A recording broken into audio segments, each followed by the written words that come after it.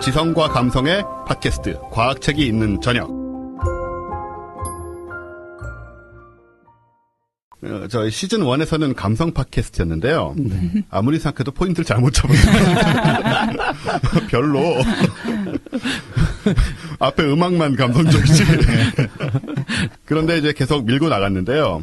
하지만 지금은 감성에 더해서 또 감성을 뺄 수는 없으니까. 책이니까.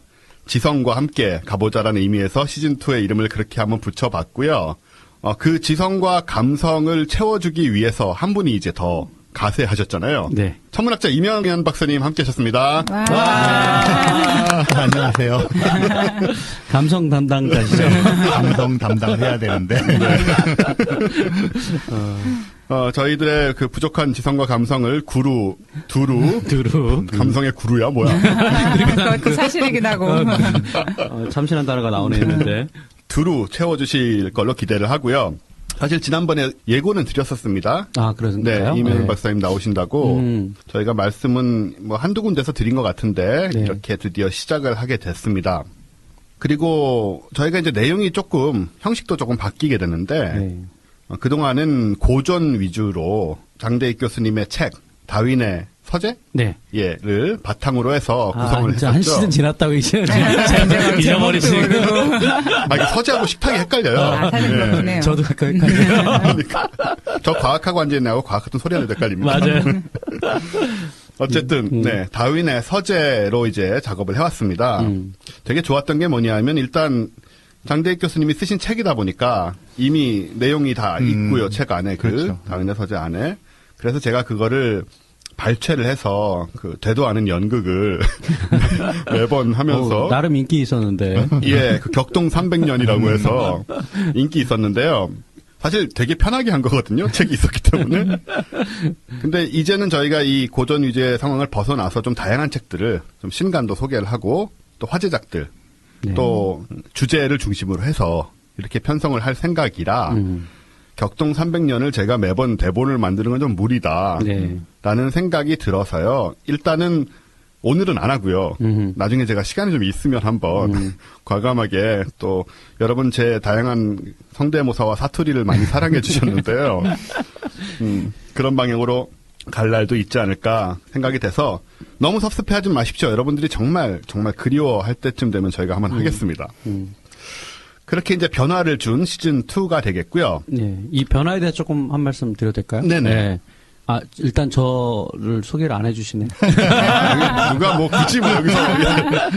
네, 죄송합니다. 지금이라도 할까요? 네. 그리고 저도 해주세요. 그렇게 당연히들 다 안다는 생각에 네, 제가 다시 소개를 하고 그럼. 시즌2부터 듣는 사람도 있으니까. 네네. 다시 말씀을 드리겠습니다. 네. 제가 좀 이런 기본에 좀 약한 편이라서요. 저희 시즌2, 방금 이명현 박사님 소개 드렸고요. 네. 저희 시즌1부터 계속 함께 해주신 정신적 지주로 서울대 자유전공학부의 장대익 교수님이시고요. 예, 반갑습니다. 예, 또 안 잘리고 왔습니다. 잘리면 없어져요, 프로. 네, 그리고 저희 약방의 감초, 그리고 팟빵의 표현에 따르면 처음에는 이상한 소리를 하는 것 같았는데 사실은 매우 날카로운 감각과 지성으로 진짜요? 알파고의 버금가는 내면의 깊이는 모르겠으나 네, 저희 최 팀장입니다. 네, 반갑습니다. 반갑습니다. 저도 아직 안 잘렸네요. 처음에 이제 시즌 1을 하고 할 때 이제 과학 고전을 주로 소개를 했지 않습니까? 그 어느 정도는 소개가 된 것 같다는 판단을 저희들이 했잖아요. 네네. 물론 이제 뭐 고전이라고 하는 게 더 많겠지만 그래서 이 정도를 이런 방식으로 소개하는 거는 일단 저희로서는 의미가 있었다고 보고 뭐 이걸 들으시는 청취자들은 어떻게 느끼셨는지 모르지만 이 정도 했으면은 고전들을 이렇게 스스로 또 찾으셔서 읽으시면 좋지 않겠는가. 네네. 그런 생각을 했고요. 그 다음에 이제 책이 좋은 책들이 너무 많이 나오고 그 다음에 또 책과 꼭 관련되지 않더라도 너무 많은 새로운 이슈들이 생기는데 뭐 그렇죠. 예를 들면 알파고 같은 일들이 그런 일들이었는데 네네. 이제 그거에 또 약간 발빠르게 대응을 해서 사실 일반 사람들은 그런 데 관심 있잖아요. 이런 것들을 이해하려면 무슨 책을 읽어야 되지? 그렇죠. 또 더 깊이 이해하려면 언론에 나오지 않은 얘기를 좀 하고 싶으면 무슨 책을 읽어야지? 이런 필요도 있는 것 같아서 네. 좀 우리가 고민을 하지 않았습니까? 그래서 조금 더 기획이 들어간, 네. 그리고 조금 더 시의성이 있고, 뭐 그런 식의 책 읽기를 한번 해보면 어떨까. 네네. 변화를 줘야 되니까요. 그러니까요. 계속 진화를 시켜야 되니까. 네. 저는 그렇게 생각하는데 어떻게, 맞는 건가요? 예, 뭐, 저희가 사전에 다 합의한 내용이라, 여기에 대해서 뭐, 반대를 지금 한다는 것은. 결혼식장에서. 네, 결혼 안 하겠다는 얘기나 다름이 없는. 예. 근데 말씀하신 대로, 우리가 책을 어떻게 보면은 약간 기계적으로 좀 계속 소개를 해왔는데, 물론 좋은 책이고 중요한 책이었지만, 이제는 조금 더 역동적인 그런 프로를 만들어보자. 그래서 말씀하신 대로 어떤 시의성이라던가, 어떤 이슈라던가 이런 것들을 좀 쫓아도 가보고, 그럼으로써 혹시라도 좀 고루한 책 이야기가 되지 않도록 네. 좀 에너지를 좀 실어보자. 그런 의미에서 또 이명현 박사님이 네. 지성과 감성을 더해주시러 또 오시기도 했는데 한 말씀 한 말씀 지금 네. 네, 그래서 뭐 저 몇 번 이렇게 그냥 게스트로 나왔었었는데 네. 이제 같이 이렇게 하게 되니까 뭐 굉장히 기쁘고요. 네. 또 여러분들이 계속 자주 뵙게 될 것 같아서 뭐 좋습니다. 아니, 사실 저한테 압력을 계속 넣었어요. 관역 재밌는데 너무 단조롭지 않냐. 여러 사람들 초대해라. 그래서 나도 시간 되면 가겠다. 이렇게 얘기를 해서 본인이 꼭 오시고 싶어 하지 않으셨나. 이런 생각이 들어요. 그렇게까지. 그래서 뭐 흔쾌히. 네. 아니, 저희 입장에서야 뭐 참여했습니다. 너무 반가운 일이고요. 네. 저희가 시즌 1 마무리하면서 청취자 대상으로 설문조사를 했는데 그런 항목이 있었어요. 그러니까 저희가 소개했던 책들을 구입한 경험이 있는가. 그래서 뭐 예를 들어서 샀으면은 뭐 한 권부터 예를 들어 10권 이상까지 쭉 했었는데 일단은 한 권 이상 산 분들이 80%가 넘고요. 그분들이 주장하시기로는. 그리고 뭐 예를 들어서 6권 이상인가 항목에도 한 30% 정도가 그렇다고 해주신 거예요. 그래서 그리고 실제로 이제 저희한테 이제 저희가 소개했던 책들 쭉 한꺼번에 이렇게 사진 찍어가지고 인증해 주시는 분들도 많았고, 그러니까 사실은 이제 뭐 저희가 1시즌에도 계속 이제 저희는 이렇게 책 파는 사람들이라고 막 이런 식으로 농담하고 그랬었는데 지금 당장 책을 사지 않더라도. 그러니까 이런 과학책에 대한 정보를 사실 이렇게 얻을 수 있는 데가 그렇게 많지가 않잖아요. 그렇죠. 그래서 저희랑 같이 좀 계속 해주시면 좋지 않을까. 네, 새로운 피도 수혈이 되었습니다. 네. 새로운 피. 좀 안 어울려, 이미지는. 왜요? 감성적 피로가 아주 그냥. 일단 피를 빼야 될 것 같아요. 자, 이렇게 새로운 느낌으로 이제 여러분을 찾아가 보도록 하고요. 그런 의미에서 저희가 방금 이제 교수님께서 기획 얘기를 하셨는데 네. 기획을 해봤습니다. 그죠? 네. 네, 뭐냐 하면 여러분 다들 짐작하시겠지만 현재 과학계의 가장 예민한 이슈가 뭘까요? 인공지능이요. 네, 뭐 누군가는 답을 해야겠게. 이럴 때 되게 애매해요. 이게 지금 여기 있는 분들한테 여쭤본 건지 형식적으로 청취자들은 뭐 좀 뭐 우리랑 얘기하고 있는 것도 아니고 아니, 생각할 기회를 한번 드린 거죠. 네, 그런 거죠. 네. 인공지능이 아니겠습니까? 그죠? 특히 우리나라에서 이 큰 이벤트가 진행되는 덕에 더더욱이나 굉장히 많은 전 국민적인 관심을 가졌다고 해도 그렇죠. 과언이 아닌 상황이라 그 인공지능에 대해서 관련된 서적들을 장장 3회에 걸쳐 와. 한번 이야기를 해보자. 네, 이런 기획이 지금 준비가 됐습니다. 네네. 그래서 우리가 그 책들을 가면서 이제 그동안 알파고 이세돌을 통해서 이제 주워 듣긴 했지만 사실 잘 모르지 않습니까, 다들? 그런 부분들을 좀 짚어갈 수 있는 계기가 될 수도 있고 그래서 우리가 인공지능에 대해서 뭐 막연하게 무서워했다거나 혹은 지나친 급한 기대를 갖고 있었을 수도 있고요. 이런 것들을 좀 책을 통해서 정리를 해보자. 네. 이런 의미인 것 같고요. 네. 그래서 네, 오늘 잠시 후에 이제 책 2권을 가지고 또 인공지능 얘기를 할 텐데 일단 그 전에 저는 잠깐 여쭤보고 싶은 게 네. 인공지능이 주제다 보니까 알파고와 이세돌 대국이 있었지 않습니까? 네네네. 뭐 짧게 한번 어떤 느낌들을 다들 가지셨어요?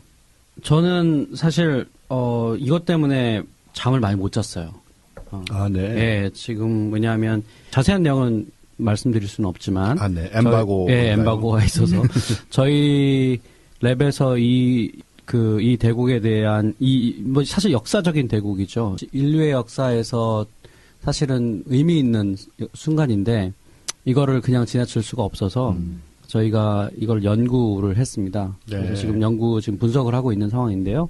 저희도 예상치 못하게, 이런 일이 터졌기 때문에, 뭐 시간도 없고 그래가지고 정말 연구원들하고 밤도 새가면서 네. 연구를 하는 바람에 뭐 저는 바둑은 몰라요. 네네. 아주 기본적인 것밖에 모르는데 정말 바둑을 알았다면 정말 더 재밌었을 것 같은데요. 근데 뭐 그 짧은 시간에 제가 배울 수는 없어서 하지만 너무나 흥미진진한 이벤트였다라고 생각이 네. 들고 또 그 충격에 대한 그 연구가 반드시 필요하다. 그래서 지금 그 연구를 지금 그 분석하고 있습니다. 여파라든가 이런 부분에 예. 대해서. 그래서 그 저는 뭐 가장 최근 들어서 가장 흥미로운, 가장 흥분된 사건이었다고 보고요. 네. 예. 뭐 기계에 대해서 인공지능, 우리 인류의 미래에 대해서 생각해 볼 수 있는 아주 중요한 계기였다고 생각합니다. 네. 논문이 나오는 건가요, 그러면? 네. 네. 네. 자, 이명현 박사님, 사실 어떻게 보면 이 건으로 인해서 우리 중력파가 좀 네. 가리는 면이 묻혔어요. 있는데요. 그러네요. 천문학자 입장에서 좀 어떤 좀 그러니까 사실 2월 달에 이제 중력파 나왔잖아요. 네. 저는 그거 중력파 그거 할 때 사실 울컥했어요. 네. 그러니까 왜 그러냐면 이렇게 빠를 줄, 그러니까 다들 누구든지 네. 발견될 거라고 생각하고 있었고 그걸 위해서 이제 장비를 계속 개선하는 상황이었잖아요. 네. 근데 이게 개선되자마자 그렇게 닥쳐준 거잖아요. 그러게요. 그래서 약간 울컥하기도 하고 이렇게 그 어떤 변곡점들이 있는데 네. 그런 변곡점 중에 하나를 목격한다고 하는 게 그러니까 이런 몸뚱아리를 가지고 그런 네. 게 굉장히 벅찼거든요. 근데 3월이 되니까 또 알파고가 나타나가지고 또 벅차게 만드는 거예요. 네. 그 4월에 뭘까? 뭐 그런 생각을 하는데 사실 알파고는 저도 바둑을 잘 못 둬요. 못 도는데 네덜란드 유학할 때 네. 같이 있던 후배가 다른 이제 공대에 있는 후배가 한국 분이요? 네, 한국 네. 친구가 그러니까 술친구였죠. 술친구였는데 바둑을 되게 잘 둬서 네. 그 네덜란드 바둑 클럽에 다녔어요. 한 2년 다녔는데 네. 저는 그래도 바둑 인구가 조금 있나요, 있기는? 네, 그러니까 유럽에서 이제 바둑이 이제 우리보다는 그렇지만 그게 클럽이죠. 그래서 뭐 일주일에 네네. 한 번씩 모여서 기원. 두는 네. 네. 그 이제 클럽이에요. 그 클럽인데 거기 바둑 클럽 가서 그래서 바둑에 대해서 약간 이제 그 어떻게 돌아가는지만 네. 알고 있고 인공지능은 사실은 제 박사학위 논문을 쓸 때 제가 인공신경망을 이용한 그 은하 분류 프로젝트를 했었어요. 어우, 완전 융합적 연구인데. 네, 근데 그때는 이제 영국에 계신 분이라 해서 제 논문에는 들어가지 않았는데 네. 그때는 이제 슈퍼바이즈 한 거예요. 네네. 그 인공지능에다가 그 이제 보여주는 거예요. 이게 나선은하, 타운은하를 막 보여주고 네. 훈련을 막 시켜서 와. 걔를 가지고 이제 새롭게 다른 은하들을 보여주고 이제 아하. 분류하게 만드는. 네. 그래서 어디까지 갔느냐 하면 그 당시에 살아있던 가장 그 뛰어난 은하 분류자들 네. 7명하고 시합을 시켰어요. 이거 뭐 완전히 알파고 뭐 그런 네, 똑같잖아요. 그래서 네이처에 논문이 나갔어요. 아, 네. 저는 이름이 빠졌는데 이제 그 지도 교수 한 친구랑 이제 저랑 같이 작업했던 박사과정 영국에 있던 그 친구랑 네. 이제 두 사람 이름으로 나갔던 걸로 기억하는데 근데 이게 그 이제 은하를 분류할 때 이제 그걸 수치화시키면 네. 나선은하 뭐 타운하 1, 2, 3, 4, 5, 6 이렇게 1, 2, 3, 4 이렇게 하거든요. 근데 그 표준 편차가 2로 나와서 제일 잘 분류하는 7명하고 그 당시에 그 슈퍼바이즈 시켜가지고 한 인공지능하고 구분이 없다 이게 결론이었어요. 아, 능력이 같다. 네, 능력이 네. 같다. 다만 저희가 굉장히 고심했던 게 불규칙 은하라는 게 있거든요. 네. 이게 이제 사람들은 잘 해요. 그 당시에 그 인공신경망은 인공지능이 아니라 저는 인공신경망이라고 불렀거든요. 아티피셜 뉴럴 네트워크라고 불렀는데 걔는 그 부분에서 막 헤매는 거예요. 아하. 뭔가 결정을 내리고 배운 대로 해야 되는데 네. 이게 어머퍼스라든가 불규칙 은하가 나오면 막 애가 뻑 나고 이러는 네. 네, 그래서 아주 좀 원시적인 단계, 그래서 약간 양쪽 다 이렇게 다뤄봤었던 경험이 있어서. 전혀 몰랐어요, 저희는. 네, 그게 그래서 몇 년도 얘기예요? 1993년 2년 무렵에. 그러니까 아주 초창기 인공지능의 선구자시네요. 네, 그 당시에 인공지능이 이제 사실 위기였죠. 위기였죠. 90년대, 80년대, 뭐 90년대. 더 이상 더 이상 안 되겠다. 네. 뭐 예전에 60년대, 70년대 막 그렇게 막 엄청나게 장밋빛으로 이제 다 이거 인공지능으로 된다라고 했던 것들이 점점 안 되는구나 하고 위기를 맞을 때쯤에 이제 감독합습이라고 학습이라고 그러죠. 감독합습 예, 거죠. 예. 네, 그러니까 그렇게. 피드백을 줘서 계속 웨이팅 값을 바꿔가면서 이제 구분하게 만드는. 근데 이제 그 당시에 컴퓨팅 그 파워가 약하니까 어떻게 했냐면 이렇게 지문 인식하는 것처럼 은하를 이렇게 인식을 해요. 네. 몇 포인트를 찍어가지고 그거를 한 가지 값으로 만들어요. 어떤 파라미터를 만들어서. 그래서 그렇게 하니까 이제 인식률이 떨어지긴 하죠. 그런데 네. 그래도 사람이랑 그렇게 했었고 이게 이제 그 다음에 히트를 쳤어요. 근데 왜 그러냐면 그 즈음부터 관측을 하면 이제 뭐 100개, 200개가 아니라 뭐 1000개, 2000개씩 은하가 쏟아져 나오는 거예요. 서베이를 한번 하면. 기계를 통해서. 그러니까 이제 은하 관측하는 기법이 좋아지고 CCD가 그때 도입이 되기 시작하면서 그러니까 이게 이제 사람이 못 하는 거예요.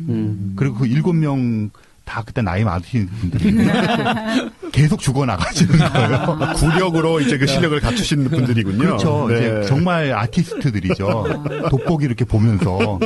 그러니까 이제 지금은 완전히 관측하면 뭐 몇십만 개 쏟아 나오거든요. 네. 그러니까 그 당시에 시작했던 그 알고리즘들이 이제 개발이 되어서 하는 거죠. 그래서 그런 거에서 약간 옛날 생각도 나고, 네. 그래서 아 이제 드디어 이제 얘네들이 뭐 네. 이런 식의 그 감정 같은 것들이 좀 북받쳐 오르더라고요. 네. 그래서 복잡한 심경으로 네. 그렇게 쳐다봤어요. 사실 대중적인 관심은 못 끌었다 하더라도 그 몇 년 후에 있었던 이제 그 체스 네. 그리고 그 이후에 있었던 이제 오늘 저희가 얘기할 이 사건 그리고 알파고에 이르기까지 어떤 그런 그러니까 인간과 기계가 서로 경쟁을 해보는 지점들이 있었던 것 같고 그걸 통해서 계속 새로운 기법이나 기술들이 발전을 해왔는데 거기에 저는 이명은 박사님이 계실 거라고 정말 생각을 저도 못 처음 듣는 얘기죠. 당시 대학원생이셨던 거죠. 박사과정 학생이었죠. 네네. 그렇군요. 그럼 최 팀장은 어떻게 느꼈어요? 아, 사실 저는, 그니까, 바둑을 전혀 몰라서요. 이 일이 뭐가 그렇게 대단한지를 잘 이해를 못했던 것 같아요. 어떤 시점까지는. 그러니까, 예를 들어서, 뭐, 제가 그 페북에 그런 말도 썼는데, 제가 기본적으로 이세돌을 만드는 것보다는 알파고를 만드는데 더 많은 기여를 했기 때문에, 구글의 광고를 눌러줌으로써, 나의 아티피셜 선이라면서 막 파이팅 막 약간 이런 글도 쓰고 했었었는데, 그러니까 그러다가 근데 그 세 번 연거푸 지니까 조금 기분이 안 좋아졌는데 이게 약간 어떤 거였냐면 그러니까 사람들이 예를 들어서 그러니까 계속 이거를 레퍼런스를 할 것 같은 거예요. 그러니까 인공지능 바둑도 이겼다니까. 뭐 이제 인공지능 예를 들어서 어떤 판단을 했을 때 사람들이 좀 절대적으로 믿는 기준 같은 거를 이 대국으로 만들지 않을까 이런 생각이 좀 들어서 한 번만 이겼으면 좋겠다 뭐 이제 이런 생각 정도를 했었던 것 같아요. 그리고 뭐 한 번 이겼죠. 저희는 사실 이 알파고 전에 방송도 한번 만들어 했었고 팟캐스트도 그러다가 어쩌다 보니까 좀 바둑하는 분들하고 좀 가까워졌어요. 와중에 뭐 주변에 과학하는 분들은 원래 많이 계시지만 딱히 뭐 인공지능을 정말 파고 있다 이런 분이 꼭 계신 건 아니고 근데 여기 나오셨던 이제 조혜연 구단부터 시작해서 네. 그다음에 제가 뭐 무슨 이유에선지 어디 불려가서 좀 토크를 했는데요. 거기도 프로 8단, 9단, 6단 이렇게 나오신 거예요. 그러니까 태어나서 한 번도 못 본 사람들을 갑자기 막 무슨 쥐라기 공원도 아니고. 그쪽에서는 우리가 그렇게 보였을 수도 있고 뭐 과학자들이 그렇게 보였을 수도 있겠지만 사실 이 양반들은 원래 정말 한 판만 쳐도 우리가 지는 거다. 이 정도로 자신감이 있었고 그러면서 한 판 일단 졌잖아요. 사실 세 판을 내리셨지 않습니까? 그러는 과정에서 여러 가지 감정을 겪었지만 결국에는 지금 마지막에 끝나고 만나서 얘기한 느낌은 다들 너무 재밌었다. 그리고 너무 많이 도움이 됐고 이게 일종의 뭐 바둑계의 축제 같은 그런 느낌으로 받아들이고 계신 걸 보고 정말 사람의 힘은 또 저런 게 아니겠느냐. 그렇죠. 어떻게 보면 1대4로 완패한 것임에도 불구하고 거기에서 단순한 정신승리가 아니라 거기에서 실제로 배울 걸 찾고 그래서 발전해 나가는 그런 계기로 굉장히 밝은 에너지를 쓰더라고요. 그런 느낌을 또 저는 이제 다들 말씀해 주신 것과 함께 또 받기도 해서 바둑계가 뭐 이렇게 패배했고 그래서 앞으로 뭐 침체될 것이다. 이런 쪽은 적어도 아닐 것 같다는 생각이 들어서 또 여러 가지 생각이 함께 들었었습니다. 네. 그런데 자 이제 우리가 이제 책 얘기로 이제 들어가야 되니까요. 사실은 오늘 다룰 책이 이 알파고와 이세돌 이전에 인공지능으로서 가장 화제가 되었던 사건이자 또 많은 사람들에게 알파고 상황과 좀 비슷한 영향을 주기도 했던 그런 일을 다룬 책인데요. 아까 말씀드린 인공지능 3부작 중에서 첫 번째 편으로 준비한 책이 바로 왓슨. 네. IBM에서 만든 인공지능 컴퓨터 왓슨의 제작과 대결을 다룬 책입니다. 네. 왓슨 인간의 사고를 시작하다. 예. 이 책을 저희가 한번 오늘 얘기를 해보겠습니다. 자, 일단 저자부터 한번 보자면 이 저자분이 과학자는 아니신 것 같더라고요. 네. 예, 이분이 언론인이세요. 저널리스트이신데 비즈니스 위크. 네, 과학 전문지도 아닌 비즈니스 위크지의 수석 테크놀로지 필자라십니다. 네. 그게 좀 지금 왓슨이란 어떤 이벤트랑 관련돼서 기획이랑 관련돼서 좀 시사해주는 바가 있는 것 같아요. 네. 이분은 굉장히 많은 취재와 조사를 해서 이 책을 또 만드셨고요. 첫 번째 책도 빅데이터로 세상을 지배하는 사람들이란 책이랍니다. 그래서 이쪽에 좀 관심이 원래 좀 예, 그런가 본데요. 예, 있으신 분인데 그런 다음에 두 번째 책이 바로 이제 이 IBM의 왓슨의 스토리를 다룬 책 왓슨이고요.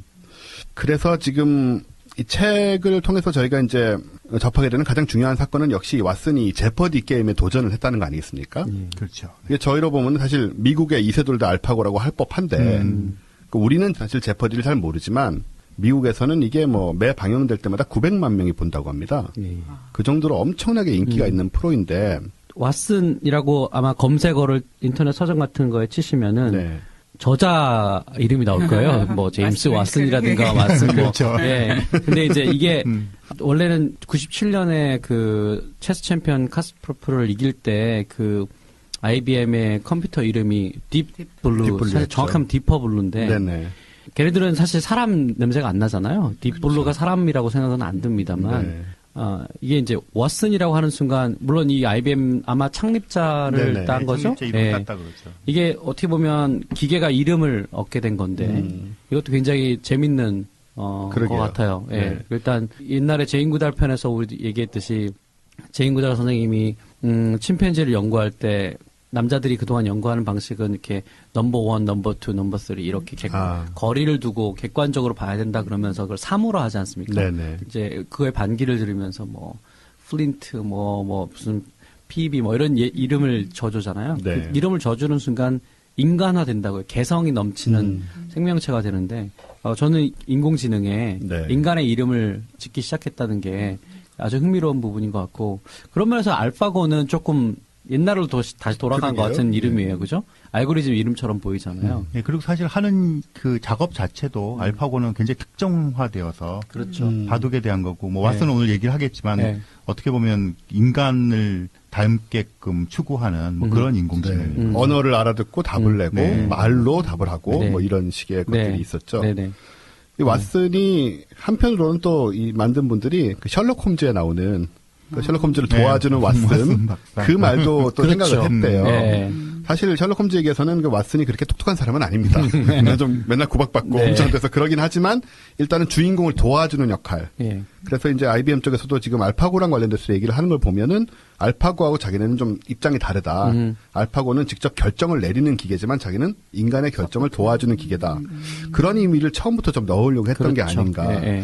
그런 생각도 들고. 예. 그 조혜영 구단이 그 구글 쪽에 중계를 했었는데, 그러니까 영어로 중계를 했는데 그 물어봤대요. 그러니까 이 알파고를 어떤 대명사로 지칭을 해야 되냐 그랬더니 she나 her라고 네. 명확하게 그쪽에서는 생각을 갖고 있었다고. 예. 네. 왓슨은 또 he더라고요. he죠. 네. 무슨 근거로 그렇게 만들어지는지 잠깐. 왓슨이라는 이름 그렇죠. 예. 성이라서 좀 그렇긴 한데 네. 그러네요. 어차피 네. 창립자를 염두에 뒀을 네. 테니까 또 뭐 그럴 수도 예. 있겠네요. 그리고 목소리도 남자 목소리로 어쨌든 간에 네, 뭐 연결이 그렇죠. 되고 네. 그랬다고 하고요. 자, 그러면 이게 이제 2011년에 있었던 일인데 2011년 2월 14일 발렌타인데이에 우리 남자 왓슨이 나타나서 사건을 좀 일으킵니다. 예. 여러 가지 의미에서 알파고 대 이세돌하고 좀 비슷한 면이 있는데요. 일단 저희가 이 제퍼디라는 것이 뭔지에 대해 조금 설명을 드려야 될 것 같아요. 우리나라에서는 이 일이 벌어졌을 때 물론 기사화됐지만 이 제퍼디에 대한 이제 개념이 없으니까 이게 도대체 뭘 한 건지 네. 정확하지 않은 느낌이 좀 있었거든요. 뭐 장학 퀴즈랑 비슷한 거 아닌가요? 이게 뭐냐 하면 일단은 많은 분들이 심지어는 미국인들조차도 제퍼디에 나간다고 했을 때 이게 뭐 검색하는 거 아니냐 결국은. 예를 들어서 우리가 무슨 검색어를 구글에 입력하면 뭐 다 비슷한 게 주르륵 나오지 않습니까? 그거와 과연 뭐가 그렇게 다른 거냐 이 제퍼디가 그런 궁금증을 가지셨대요. 한국 분들은 더한 것 같고요. 그렇죠. 본 적이 없으니까 본 적이 우리는. 없으니까 네. 우리는 네 가끔씩 뭐 이렇게 옛날에 저 AFKN이라고 그랬죠. 네. 그때는. 어쩌다 한 번씩 그렇죠. 보는 거. 그런 경우가 있죠. 휠 오브 포춘하고 뭐 그런 식으로 보는 정도였는데. 그게 꼭 붙여서 했었어요. 휠 네. 오브 포춘 실제로 끝나면 제퍼디 녹화 스튜디오도 바로 옆방에 있답니다. 실제로 그렇구나. 두 개가 경쟁 프로고. 근데 이 제퍼디의 재미있는 점은 뭐냐면 질문이 이제 나오면요. 말로도 이제 사회자가 말을 하기도 하고 글자로도 나오는데 거기에 일단 해석해서 정답을 찾는 것인데 나온 사람들이 답해야 할 답이 거꾸로 질문이에요. 예를 들어서 설명을 합니다. 뭐 6개의 줄이 달려 있고 4개 하나 있어서 소리가 나는 악기는 뭐 악기라고 하면 답하는 사람들이 What is 기타라고 답을 해야 돼요. 네, 그래서 뭐 여기도 네. 에피소드 보니까 네, 네. 뭐 기타라고 뭐 예를 들어 답을 해가지고 네. 틀린 거로 판명이 되고 뭐 이런 것들이 있더라고요. 그런 형식도 네. 맞춰야 되는, 그러니까는 답하는 사람이 질문을 던지는 것처럼 원래 그걸 설명했던 말의 질문이 뭐였냐 그런 식으로 얘기를 하는 좀 묘한 형태가 있고요. 그런 다음에 버튼을 눌러야 되거든요. 버튼을 눌러서 답을 말해야 되는데 우리 바둑 둘 때는 손으로 기계로 안 뒀잖아요. 네. 왓스는 실제로 손을 설치를 합니다. 누르는 버튼, 속도. 예, 버튼 누르는 속도를 인간과 경쟁을 해야 됩니다. 그것도 복잡한 얘기던데요, 되게. 예, 그거를 너무 빨리 하면은 인간보다 더 유리한 조건에서 한다라고 생각할 테니까 네네네. 반응 속도를 맞춰야 되잖아요. 그러니까요. 예, 예. 그 밀당에 대한 이야기도 그렇죠. 한참 나오더라고요. 예. 네. 그래서 그런 것까지 해야 되고, 그 다음에 또 뭐냐면 이게 도박성이 있습니다. 돈을 베팅을 하는 거니까 내가 맞출 것 같고 못 맞출 것 같고 이런 상황에서 뭐 언제 나가고 들어오느냐 이걸 얘가 판단을 해야 되는 거예요. 예. 그래서 일반적인 검색이나 이런 거하고는 전혀 다른 차원의 이런 뭐 자신감이라는 표현을 쓰더라고요, 책에서는. 예. 이런 것까지 다 정리가 돼야지 자기가 점수를 딸 수 있고 그다음에 마지막으로는 그걸 음성으로 답을 해야 되는데 그것도 오류가 막 나는 거죠. 그래서 이 모든 것을 다 복합적으로 해낼 수 있어야 제퍼디에서 이길 수 있다. 그것도 세계 챔피언을. 예. 그래서 저는 자학 퀴즈하고 비슷한 점은 검색을 안 한다는 거. 그러니까 네네. 자기가 알고 있는 걸 맞춰야 된다는 거 하고 자학 퀴즈와 다른 점은 배팅이 있다는 거. 그렇죠. 예. 그게 자학 퀴즈 생각하시면서 나중에 예를 들어 한 번에 뒤집을 수 있는 배팅이 있는 거예요. 네네. 그러면 선택을 해야 되잖아요. 그러니까요. 그러니까 내가 어느 정도까지 배팅을 해서 지금 2등인데 1등으로 올라갈 수 있을 것인가 아니면 이걸 지킬 것인가 뭐 이런 등등의 그게 이제 자신감 같은 거로 연결될 텐데 예. 되게 인간적인 퀴즈일 수 있는 것 같아요. 그러게요. 예. 제퍼디는 뭐 어렸을 때 반은 알아듣고 반은 못 알아들었겠지만 어쨌든 조금 이제 TV에서 해주면 열심히 봤었는데 제가 이제 사실은 되게 놀랐던 거는 이게 제퍼디 문제가요. 그렇게 간단한 문제들이 아닌 거예요. 그러니까 예를 들어서 뭐 뉘앙스라든지 유머라든지 완전히 넌센스 퀴즈도 예, 있는 그런 거죠. 것들도 있고 해서 이런 거를 컴퓨터가 얘기를 듣고 푼다는 거가 어떻게 가능한지 같은 게 좀 그러니까 되게 여기 보면 뭐 의아하긴 했죠. 신문 기사 같은 것들 이렇게 네. 내면서 그거에 대한 맥락을 맥락을 찾아가도록 알아야죠. 하는 그런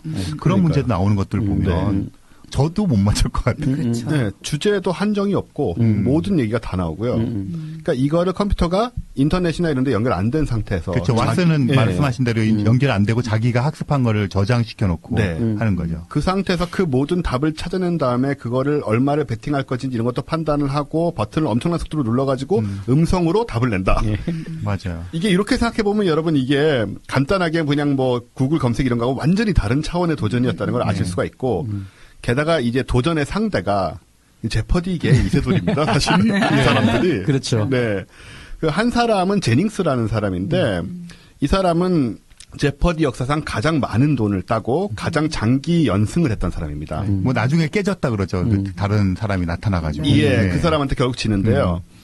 그리고 이제 2명이 등장을 하는데, 인간이. 또 한 명은 러서라는 사람인데, 이 사람도, 한 번도 진 적이 없는 실력자고. 뭐 예전에는 이렇게 뭐 그러니까. 5번 이상 하면 그냥 네. 퇴장하고 퇴진. 우리나라 그 무슨 뮤직 네, 가요 수동, 톱텐 가요톱 이런 룰이요. 것처럼. 네, 그 시대 사람이니까. 네, 그 무패인 거죠, 무패. 네, 뭐 계속 갔다면 얼마나 이겼을지 모르는 상태에서 그렇죠. 사실은 이분이 이 제닝스를 이기더라고요. 맞아요. 그런 실력자들이. 엄청난 네, 실력자죠. 그러니까 지금으로 따지면 뭐 이세돌하고 커제를 둘이 세워놓고 컴퓨터가 셋이서 이걸 한 거다라고 정도로 생각할 수도 있는 그런 데서 이제 도전을 한 거죠. 근데 이 책이 되게 재밌는 부분이 이벤트 자체도 자체지만 프로젝트가 성립되는 과정과 네, 그렇죠. 맞아요. 네, 중간에 이게 좌초될 뻔하고 말고 도대체 이걸 왜 하느냐 뭐 그런 얘기가 되게 재미있더라고요. 예. 거기 여기 이제 데이비 페루치인가요? 네네. 예, 그 양반이 이제 팀장으로 나오죠. 네네. 그래서 이런 비판을 해도 될지 모르죠. 우리는 알파고가 이기니까 막 야 이런 거 정부에서 하자고 하고 사람들 막 모으잖아요. 근데 그게 아니고 이 사람은 너무 내추럴하게 자연스럽게 이런 도전을 간 것 같은 느낌이 들었어요. 이제 이걸 얼마나 잘 서술했는지하고도 관련이 있긴 하지만 제가 책을 읽으면서 참 감동적인 부분은 계속 하다가 이런 도전이 과연 말이나 되느냐. 우리가 과연 지금 출연한 사람들의 최하수도 우리가 이길 수 있느냐부터 시작해가지고 이제 실제로 이 제퍼디를 좋아하는 사람들 다 뭐 미국 사람들 다 한 번씩은 다 보고 뭐 즐기는 사람들 있고 똑똑한 사람들 그런 것들에 대해서 되게 즐기니까요. 그러니까 그런 걸 하면서 점점 좌절감도 빠지고 이거 우린 도저히 못한다. 저런 맥락을 도저히 컴퓨터가 읽을 수 있겠느냐라고 하지만 또 사실은 IBM의 뭐랄까 푸시도 있었죠. 그래서 야 이거 한번 보여줘야지. 그때 우리 카스파로프도 이겼는데 그 다음 도전은 뭐냐. 그런 어떤 기업의 어떤 요구들도 있고 그런 과정 속에서 과학자들이 얼마나 이거 현실성에 대해서 그 고민하고 또 한번 해보고 좌절하고 이런 것들이 막 생생하게 나오잖아요. 네, 그리고 자기들이 이제 굉장히 그 어떤 벽에 부딪히니까 외부에서 갓 대학 졸업한 친구 그렇죠. 그렇게 맡겨가지고 대결시키고 뭐 이런 식의 어떤 도전 같은 것들 굉장히 재밌는 문화인 것 같아요. 그런 것들 보면 제가 되게 재밌었던 것 중도 마찬가지인데 저는 이 사람들이 의외로 너무 회사원인 게 정말 좀 놀라웠어요. 그러니까 그냥 회사에서 예를 들어서 어떤 프로젝트 말도 안 되는 프로젝트가 떨어졌을 때 이 문제를 어떻게든 풀어야 되는데. 그래서 이 문제를 풀려면 뭐를 해야 되나 이걸 해보니까 이게 안 되고 이걸 해보니까 이게 안 돼서 사실 회사 다니는 사람들이 누구나 다 일하면서 겪었던 일들을 되게 이제 말하자면 치열한 현장에서 보여주는 약간 뭐 미생 그런 느낌이죠. 중간에 이렇게 뭐 능력이 향상되는 거 얘기하는데 몇 퍼센트 하다 0.01% 이렇게 나오면 가슴이 막 아프더라고요. 그러니까요. 회사원들이라면 이게 무슨 뭐 실용서는 아니지 자기개발서는 아니지만 상당히 좀 공감하면서 볼 수 있는 이렇게 맥락상에서 그런 면이 있죠. 부분이 있을 것 같아요. 근데 또 주제 특성상 이제 이분들이 하다가 안 되니까 정말 말씀하신 대로 해커를 하나 고용을 해가지고 이 해커한테 컴퓨터를 만들어 보라고 하고 그랬을 때 이분들이 겪는 게 뭐냐면 수십 명이 만들었던 거하고 큰 차이가 없는 거예요. 해커 혼자 한 거라. 또 이런 데서 느끼는 좀 뭐랄까 좌절까지는 아닌데도 실망감 이런 것도 좀 표현이 되고. 너무 회사원스러운 거죠. 근데 여기서 보면 뭐 최고의 뭐 인공지능을 만들어야겠다 이런 거보다도 이거 잘못 만들었다가 회사 쪽팔리면 어떡하냐. 그렇죠. 계속 그 걱정을 하고 있는 거잖아요. 이 페루치가 원래는 이 스타트랙을 되게 좋아해서 저와 마찬가지로 스타트랙에 보면 이제 컴퓨터가 등장을 하는데 이 컴퓨터 몇 가지 방식의 컴퓨터가 있지만 가장 자주 나오는 컴퓨터는 형체가 없습니다. 얘는 그냥 방 안에 있고요. 컴퓨터 하면 얘가 대답을 해요. 누가 물어봐도. 그래서 얘가 너무나 자연스럽게 사람과 대화를 하면서 뭘 찾아내라, 뭘 만들어라, 그러면 바로바로 해내거든요. 그걸 보면서 그런 걸 만들고 싶었다는 게 어렸을 때 꿈이었다고 해요. 왓슨도 사실 어떻게 보면 좀 그 방향이긴 하지만 한편으로 막상 이제 그 프로젝트 들어오자 이제 그 꿈도 꿈인데 당장에 이걸 어떻게 내가 조금이라도 낫게 만들어서 회사에 피해도 안 주고 또 제파디는 제파디 쪽대로 미국에서 가장 인기 있는 퀴즈 쇼인데 또 얘네들은 자기네들 입장이 있거든요. 그렇죠. 엔터테인먼트로서 이게 얼마나 흥행을 할 것이며 좀 나쁜 이미지로 안 보여야 되고 또 사람이 뭐 너무 지는 것도 싫고 뭐 여러 가지 그런 것들도 밀당하면서 서로 뭐 맞춰가고 조건 이런 얘기들이 나오는데 그걸 보면서 이제 저는 이 생각은 하나 들었어요. 이세돌 알파고 상황에서도 좀 약간 더 뭐 한국 기원이든 어디가 됐든 그런 좀 조정들이 많이 좀 있었을 수 있지 않았을까 생각을 했는데 뭐 그렇게 하지 않았다는 생각이 살짝 들긴 했거든요. 뭐 별 그런 거 없이 그죠? 룰에 대해서도 그냥 네네. 여기 보면 이제 뭐 막판까지 그 룰 가지고 계속 밀당을 하잖아요. 예. 그래서 이게 결국은 정규 쇼가 아니고 하나 따로 떼가지고 특별 쇼로 이제 꾸려지게 되거든요. 네, 원래 제퍼디 룰을 바꿀 수 없다 이런 또 그런 것도 있고 해가지고 그래서 이제 덤벼듭니다. 그렇게 해서 온갖 고난을 겪고 이 왓슨이랑 컴퓨터를 만드는데 실제로 뭐 엄청나게 큰 이것도 알파고도 CPU가 1200개라고 하지만 얘도 뭐 2000개가 넘더라고요. 네, 맞아요. 냉장고 11개 크기 이 정도 됐다고. 그래서 뭐 소리도 엄청 시끄럽고 그래서 얘를 대국장에 놓을 수가 없는 거예요, 대전장에. 그래서 옆방에다 놓고 이렇게 연결을 해가지고 이 대전장에는 사람이 서 있는 것과 똑같은 공간만 마련을 해서 거기 세워놓고 그 알파고 왓슨의 저 아바타를 만들었더라고요. 그렇죠. 그걸 이제 띄우는. 그래서 일반 시청자들이 보기에는 거기 그냥 이제 알파고 자꾸 알파고라고 적습니다. 왓슨. 네, 왓슨이 그냥 거기 이렇게 서 있는 것 같은 느낌을 주는데 아바타에 대한 얘기도 정말 재밌는 다양한 접근을 했던. 아자황? 알파고야 아자황. 아바타죠. 그리고 이제 우리 시대에 여기 42라는 숫자가 나오잖아요. 아, 그러니까요. 네. 그러니까 그게 저희 시대 때 굉장히 이렇게 영향을 미친 그렇죠. 그런 거잖아요. 그래서 40이라는 숫자가 굉장히 의미가 있어요. 네. 저희는 한때 허블 상수라고 믿기도 했었고. 실제로 그 허블 상수 42를 맞추기 위한 노력을 샌디 신타람이 했다, 막 이런 의심도 가지고 있어요. 그러니까 그분은 이제 로니 할터 오브 더 유니버스라는 자서전적인 책을 냈는데, 네.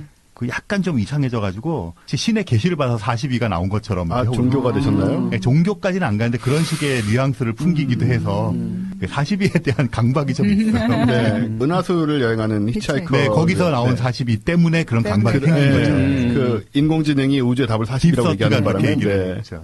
네. 그거를 여기서 이게 아바타에서 실제로 구현을 하려고 했대요.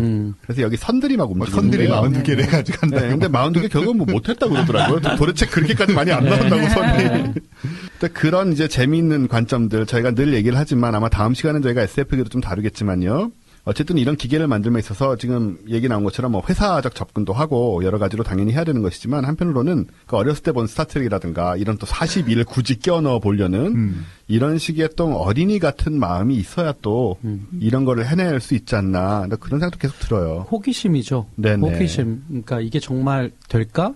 인간 그 챔피언을 이길 수 있을까? 이런 호기심이 없이는 사실은 이런 프로젝트는 될 수가 없는 거라고 봐요. 그러니까 저는 굉장히 놀라운 게 그 왜 자율주행 자동차, 예전엔 무인 자동차로 불렀던 네네. 자율주행 자동차가 제 기억으로는 96년인가 7년에 처음에 달파에서 챌린지를 처음 했었잖아요. 네네. 그때는 정말 출전했던 차들의 하나도 뭐 끝까지도 뭐 갈 것도 없이 그냥 가다가 그냥 다 꼬꾸라지고 사람들이 다 비웃었거든요. 아, 역시 안 되지. 그게 되겠어?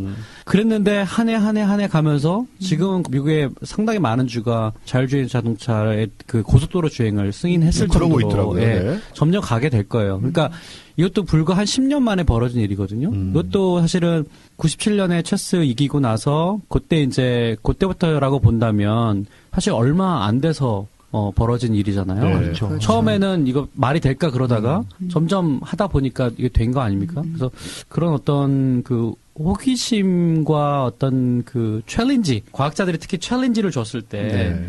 우리가 생각하는 것 이상으로 빨리 이거를 갈 수도 있겠구나라는 거를 최근에 많이 보여준 것 같아서 네. 흥미로운 부분인 것 같아요. 그래서 왓슨이 이렇게 사람의 잡지식의 총화라고 할까, 제퍼디가 정말 잡하게 신들이 나오는 거잖아요. 그런 사람들이 제 주변에도 뭐 잡하를 가진 사람들이 꽤 있습니다만 여기는 정말 그야말로 잡하계 세계 최고수라고 할 수 있는 그런 인물들인데 네. 이 사람들하고 경쟁을 하면서 이제 이기기 위해서 굉장히 다양한 전략을 구사하지만 그리고 결국은 뭐 다들 아시다시피 승리를 합니다. 하는데 그 과정에서 좀 골 때리는 그러니까는 인간이라면 너무나 쉽게 답을 하거나 적어도 이런 식으로는 답을 안 할 것이라고 생각되는 엉뚱한 소리들을 하는 거죠. 맞아요.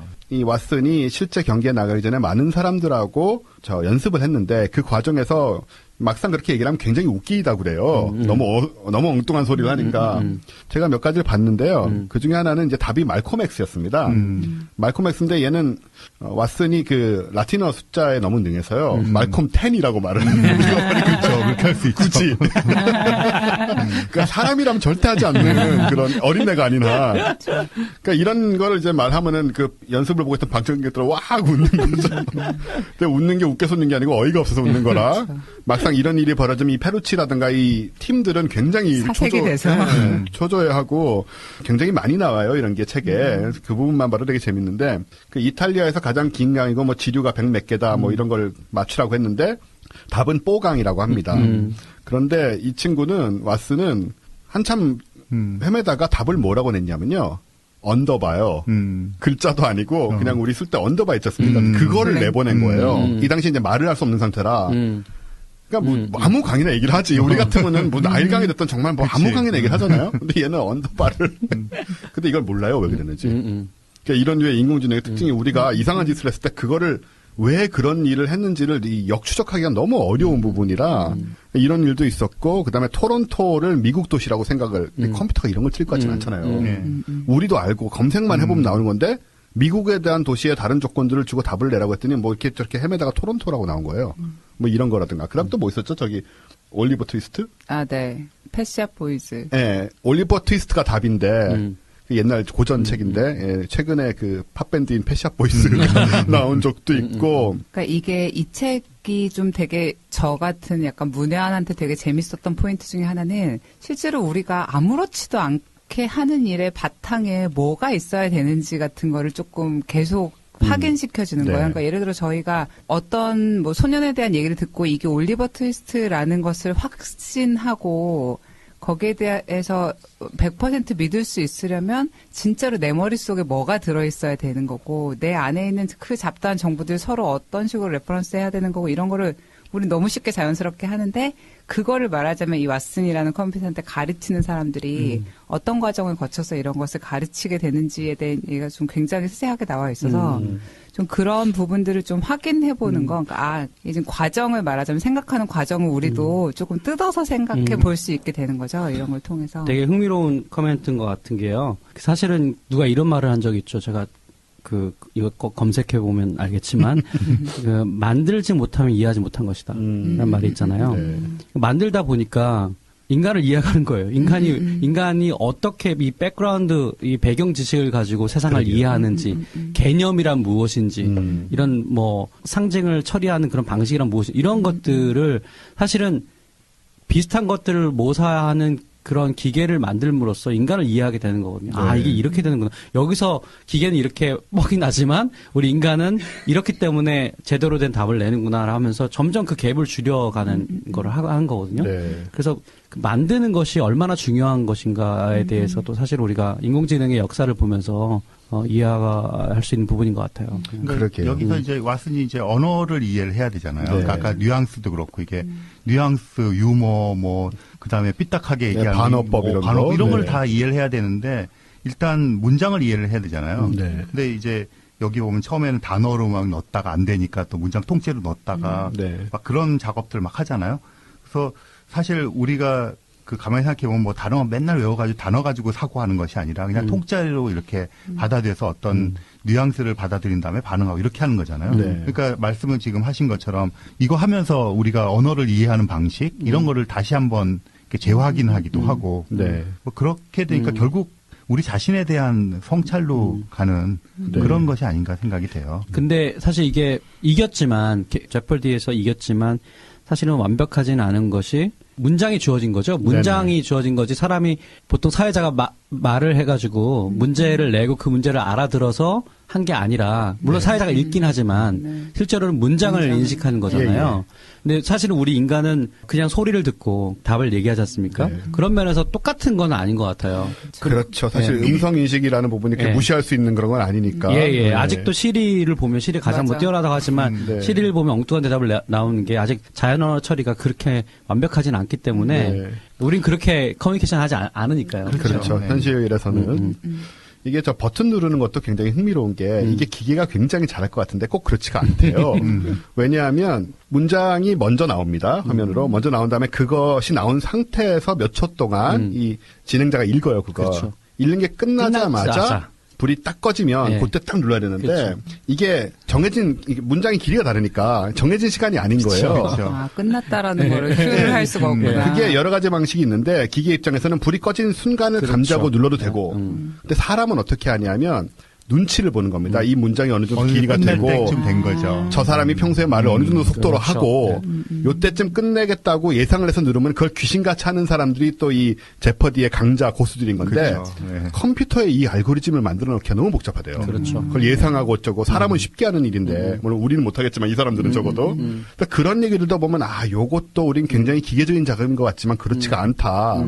또 이런 것도 느끼게 되고 우리가 그런 거에 인간이 얼마나 능한가 그렇죠. 그런 능력들에 예.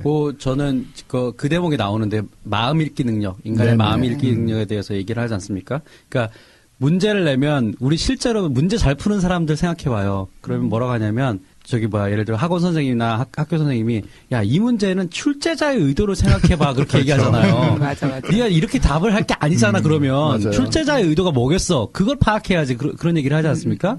그거는 왓슨이 못하는 거예요. 못하죠. 근데 사람들은 들어보고 저렇게 한다면 이거는 이런 답을 요구하는 것일 것이다. 이런 답을 원하는 것일 거다라는 일종의 마음 읽기를 하는 거거든요. 네. 근데 마음 읽기는 뭐 제가 인간의 진화에 대해서 공부를 하니까 마음 읽기는 인간의 진화에서 정말 흥미로운 부분이고요. 가장 어려운 부분이에요. 가장 고난. 그러니까 다른 동물들도 인간이 아닌 다른 동물들도 사실은 그 마음 읽기 능력에서 인간과의 차이를 보이기 때문에 네. 그 굉장히 독특한 인간만의 독특한 거라고 생각하는데 이제 기계도 그런 걸 가질 수 있느냐라고 하는 것도 굉장히 좋은 퀘스천이 되는 거예요. 그러게요. 그러니까 그게 연산의 결과인지 아니면 그보다 훨씬 복잡한 어떤 뭐 우리의 진화 전체 시스템 전체에 깔려 있는 무엇인지 뭐 여러 가지 흥미로운 가설들이 나올 수 있겠네요. 예. 이번에 그 왜 이세돌 질 때 사람들이 이건 근본적으로 불공정한 게임이다라고 얘기했던 사람들 중에 일부가 이런 얘기를 했거든요.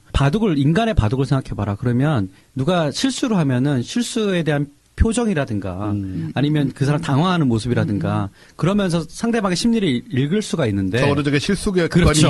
이상한 묘수를 둔 게 아니라 저거 분명히 묘수가 아니라 실수야. 그러니까, 요거를 읽는 거죠. 예. 마음 읽기를 하는 건데 지금 이세돌은 그걸 읽을 수 있는 대상이 없는 거예요. 그렇죠.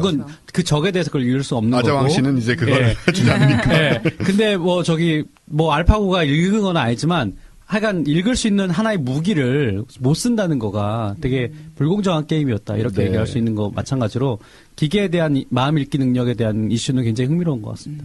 그런데 여기서 우리가 한번 짚고 넘어갈 부분이 이 책에서도 사실 나오는 얘기인데요. 우리는 요즘 이제 소위 머신러닝 이런 게 원체 강세고 유명한 말이 되다 보니까 인공지능 하면 이렇게 다 통계적으로 해서 머신러닝 해가지고 이렇게 하는 거다라고 생각을 하게 됐는데 이 책에서도 그렇고 원래 인공지능 개념이라는 게 사실 크게 두 가지가 있더라고요. 하나는 전문가 방식이라고 해서 개념을 정말 가르치는 그래서 책상과 의자의 관계 이런 거를 컴퓨터한테 정말 이해시키려고 하는 그런 게 오히려 전통적인 방식이고 이 머신러닝 방식은 성과를 내기 위한 그러니까 아까 회사 얘기를 했지만 구글이 됐든 IBM이 됐든 이런 회사들이 기계가 정말 생각하는지 아닌지의 문제는 둘째고 인간이 내는 것과 비슷한 답을 낼 수 있느냐 혹은 더 좋은 답을 낼 수 있느냐 그 관점으로 접근을 한 것 같더라고요.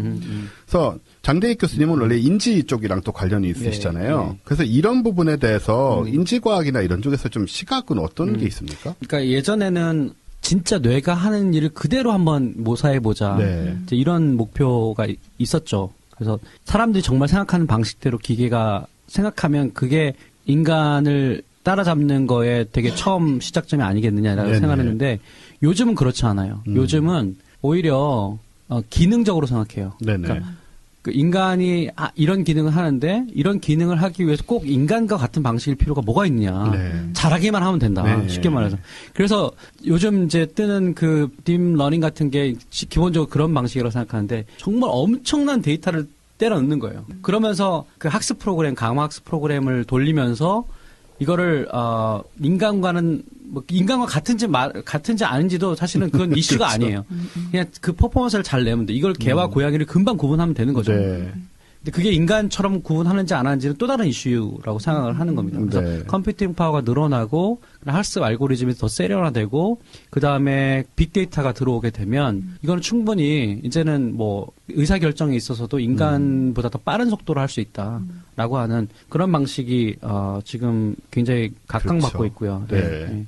제가 구글 번역 같은 거를 보면서 좀 간간히 드는 생각인데 예를 들어서 이 문장의 진짜 뜻을 이해하는 게 번역에 있어서 정말 그렇게 아무 의미가 없는 걸까라는 생각이 드는 거예요. 그러니까 예를 들어서 이 꽃이 뭐 예쁘다라고 말을 했을 때 구글 번역기는 이 문장의 의미를 생각하지 않잖아요. 단어대로 이거 하고 예를 들어 어떤 청크는 주로 이런 식으로 번역하니까 이 덩어리를 그냥 번역을 해서 통계적으로 접근하는 네, 거죠. 통계적으로 접근을 해서 비슷한 문장을 만들어내. 어떨 때는 되게 결과물이 좋고 어떨 때는 안 좋지만 어쨌든 이제 그 번역이라는 행위를 하는데 근데 예를 들어서 우리가 번역하는 과정은 이 문장에 전달하려는 바를 이해하는 게 사실은 제일 첫 단계에 있잖아요. 근데 그 번역기가 이 문장을 이해하고 있지는 사실은 않은 거잖아요. 그러면 우리가 예를 들어 인공지능이 있다 혹은 이제 인공지능을 가진 번역기다라고 했을 때 이 이해라는 거 없이 정말로 완벽한 퍼포먼스, 지능이라고 말할 수 있는 퍼포먼스가 진짜 가능한가라는 생각이 좀 드는 거죠. 그러니까 왜냐하면, 한계가 있지 않을까. 네, 그러니까 최근에 제가 느끼기에는 그러니까 오히려 진짜 뭐 60, 70년대 이런 때에 비해서 지금은 구글이든 IBM이든 회사들이 주로 이 씬들을 주도를 하고 있잖아요. 그러면 이 사람들은 말씀하신 것처럼 아주 근본적으로 이걸 예를 들어서 뭐 의료라든지 아니면 뭐 이런 퀴즈쇼라든지 어떤 태스크가 있고 이거를 가장 효과적으로 만들 수 있는 어떤 방법을 찾는 식으로 접근을 하는 거예요. 그리고 또 그걸로 인해서 어떤 이익이 생기고 근데 이제 이런 과정에서 이제 진짜로 아까 말씀하신 마음이나 이해나 이런 것들을 구현하는 거를 제가 느끼기에는 옛날 사람들만큼 적극적으로 생각을 하지 않고 있는데 이걸로 진짜로 끝까지 갈 수 있나 이런 생각이 좀 드는 거죠. 이명현 박사는 어떻게 생각하세요? 근데 오히려 얼마 전에 제 친구이기도 한 그 번역가 노승영 선생님이 페이스북에다 그런 거 올렸어요. 그러니까 이제 의역과 직역의 문제가 있잖아요. 네. 근데 그거를 이제 약간 패러디해서 자기는 아몰랑 의역도 하지 않을 거고 의역이라는 게 모르니까 대충 때려 맞추고 넘어간다는 거죠. 그리고 무책임한 직역도 하지 않는. 저도 그거 맞습니다. 네, 그런 식의 번역을 추구하고 하고 싶다. 이게 굉장히 어려운 문제잖아요. 그러니까 사람이 할 때도 이게 저도 번역했지만 대충 때려 맞춰가지고 모르는 거는 그냥 넘어가고 이렇게 되는데. 아, 그랬어요? 어떤 책이야? 그러니까 도저히 모르겠는 게 있더라고요. 도저히 모르겠으니까 이제 직역을 해놓는데 직역을 해놓고 나니까 마음이 찜찜해요. 그러니까 이제 아는 한도에서 의역을 하니까 오역이 되는 거죠. 네. 그런 게 되게 많더라고요. 근데 이제 지금 이제 기계가 하는 방식이 그 확률적으로 이렇게 많이 쓰이는 패턴으로 바꿔주는 그런 거라고 이해를 하고 있거든요. 그럼 저는 오히려 그게 새로운 대안이 될 수 있지 않을까 하는 생각이 들어요. 왜냐하면 이 의역이라든지 직역이라고 하는 어차피 번역이라고 하는 것이 통해서 넘어갈 때 이 전달되는 것들이 있잖아요. 근데 이게 지식일 수도 있고 그 분위기일 수도 있는데 그런 것들을 우리가 임의적으로 어떤 개개인의 능력이나 판단에 의존하다가 굉장히 확률적인 것으로 가게 되면 오히려 보편성을 띠는 방향으로도 갈 수 있지 않을까. 네. 이게 지금은 좀 부족하지만 저는 오히려 그렇게 좀 긍정적으로 생각을 해요.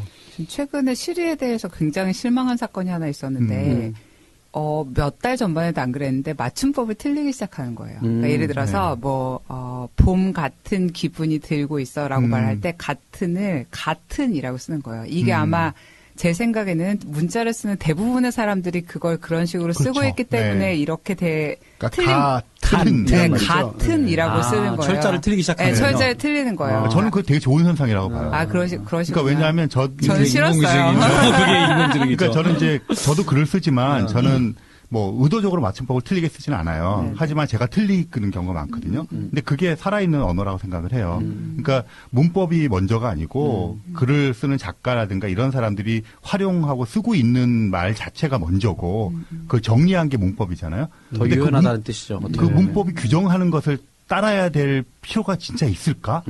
그런 의문이 저는 굉장히 강하게 있기 때문에 시리가 그렇게 따라간다는 거는 저는 아주 좋은 현상이라고 개인적으로는 봐요. 이게 인지과학에서 이게 한 50년 된 논쟁이에요. 기계는 이해할 수 있을까? 이해하는 척은 할 수 있지만 이해할 수 있을까?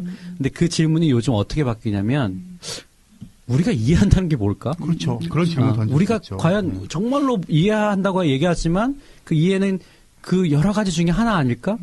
그래서 언더스탠딩이죠. 이해에 대해서도 지금 굉장히 다른 이야기를 할 수 있는 오히려 우리 인간이 이해한다는 게 무엇인지를 다시 되돌아보게 만드는 그런 사건들이라고 봐요. 네. 그리고 이 머신러닝 방식하고 이렇게 전통적인 전문가적인 방식이라고 어떻게 보면 이게 한쪽은 좀 민주적인 느낌도 있고 한쪽은 좀 이제 엘리트들이 그렇죠. 컴퓨터를 가르치는 이런 느낌도 있고 한데요. 저는 이걸 보면서 이런 생각이 들었어요. 그러니까 우리가 뭘 만들고 싶어하는 건가? 인공지능이라고 말은 하지만 한편으로 어떤 사람들은 분명히 인공의식을 만들고 싶어 하거든요. 네, 그러니까 이거는 조금 지능하고 다른 얘기일 수도 있다. 사람 머릿속에서는 동일한 느낌일지 모르지만 스타트rek에도 두 가지 형태의 컴퓨터가 나와요. 하나는 아까 말씀드린 그냥 아무데나 있으면서 컴퓨터하고 부르면 나오는 그 질문에 대답을 해주고 일을 수행하는 그 컴퓨터가 있고 또 하나는 자의식을 가진 안드로이드가 있습니다. 혹은 홀로그램이. 그러니까 이 둘은 둘 다 인공지능이지만 전혀 다른 존재거든요.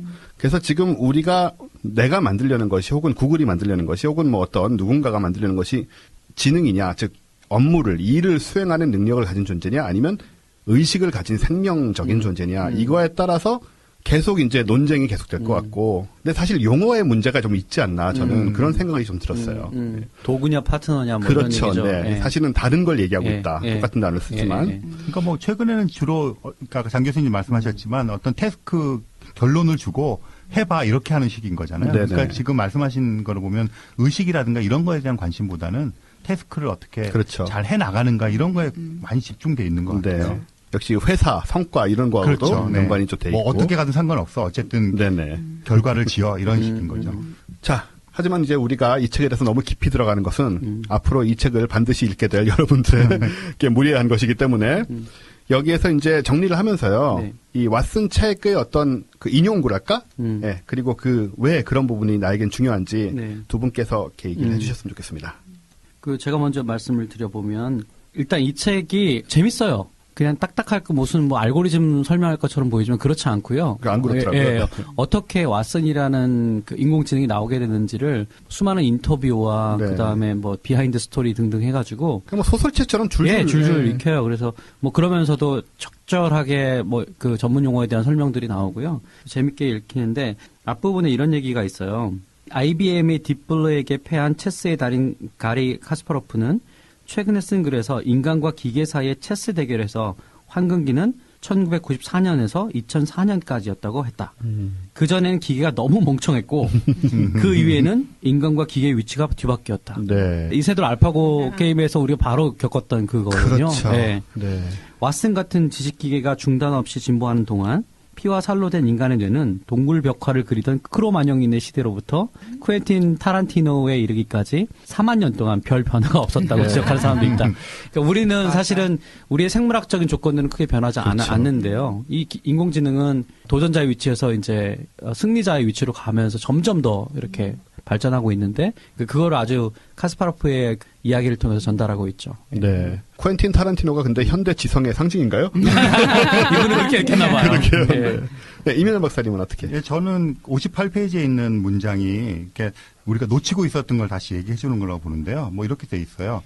만화의 한 장면을 생각해 보자. 날개가 없는 동물, 뭐 예를 들어 코요테가 절벽을 향해 달려가 몸을 날린 뒤 허공에서 워낙 빨리 움직여 잠깐이나마 나는 장면을 떠올려 보자. 이제 그 코요테가 목숨을 부지할 뿐만 아니라 위로 날아올라 새들과 경쟁한다고 생각해 보자. 이것이 IBM 컴퓨터에게 주어진 과제이다. 컴퓨터는 속도와 연산 능력이라는 장점을 바탕으로 완전히 낯선 영역에서 승리를 거두어야 한다. 엄밀히 말해 컴퓨터는 아무런 지식도 없는 상태에서 지식 게임에 뛰어들어야 한다. 그러니까 이게 얘가 왓슨이 했던 그 본질이라고 생각해요. 그러니까 우리 너무나 이게 이제 인간화돼 있고 이래서 잊어버리고 있었던 네. 것이 아닌가. 뭐 그런 생각이 좀 들었습니다. 그러게 말입니다. 우리는 뭐 진화를 통해서 얻은 것도 있고 학습을 통해서 얻은 것도 많이 있고 한데 얘는 정말 백지에서 시작을 해서 네, 얼마나 외로웠을까. 너무 인하하시는 거 아닙니까? 인공지능에 대한 경계할 부분이라던데. 자, 이렇게 왓슨, 네, 술술 읽히는 책이고요. 제목 왓슨 인간의 사고를 시작하다라고 돼 있는데 뒤에 보면 왓슨 인간의 조력자가 될 것인가, 인간의 지배자가 될 것인가 이런 질문들을 계속 할 수 있다고 봅니다. 인간의 사고를 정말 왓슨이 시작한 것인지, 그렇다면 인간의 사고는 무엇인지, 그리고 조력자, 지배자 이런 말들이 우리가 지금 접하고 있는 인공지능 이런 것들과 이제 어떤 식의 연관들을 앞으로 가지게 될지 그런 거를 함께 생각할 수 있는 기계와 인간과 문명에 대해 함께 생각할 수 있는 그런 책이라고 생각이 돼서 여러분께 추천을 해드리는 거고요. 네. 자, 저희가 이제 서브북으로 한 권을 더 또 준비를 했습니다. 이 책은 특이점이 온다라는 제목의 책이고 여러분 관심 있는 분들은 들어보셨을 이름이죠. 레이 커즈와일이라는 이 괴짜 같은 인물이 쓴 책입니다. 엄청 두꺼운 책인데요.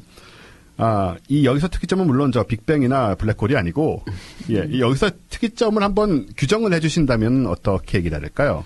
그 특이점을 자신이 규정을 해놓은 게 있어요. 그러니까 뭐 물리학적으로 불가해지는 그런 영역을 특이점이라고 한다. 네네. 딴 사람이 얘기해서 자기도 그렇게 얘기한다 그랬는데 네네. 결국 여기서 하는 것은 이제 기계 또는 뭐 인공지능이라고 부르든 그런 것들의 능력이 인간의 어떤 그 의식이라든지 그 지적인 능력을 넘어서는 시점. 네, 그런 시점을 특이점이라고 네. 보면서 이제 인간이 어떤 그 지적인 주도권을 가진 생명체로서의 그런 거를 이제 지위를 잃게 되는 그런 네. 시점을 특이점이라고 부르는 것 같아요. 그걸 이분은 굉장히 빨리 생각을 하시죠. 이게 지금. 2005년인가에 나온 책이에요. 최근 한 10년 됐고요. 네, 최근 10년 됐고 이분은 계속해서 그런 생각들을 하고 몇십 년 내로 올 것이다. 2045년을 2045년 무렵 뭐 그렇죠. 그러니까 이 책이 처음 나왔을 때 사실은 반응이 완전히 양극화됐었어요. 네네.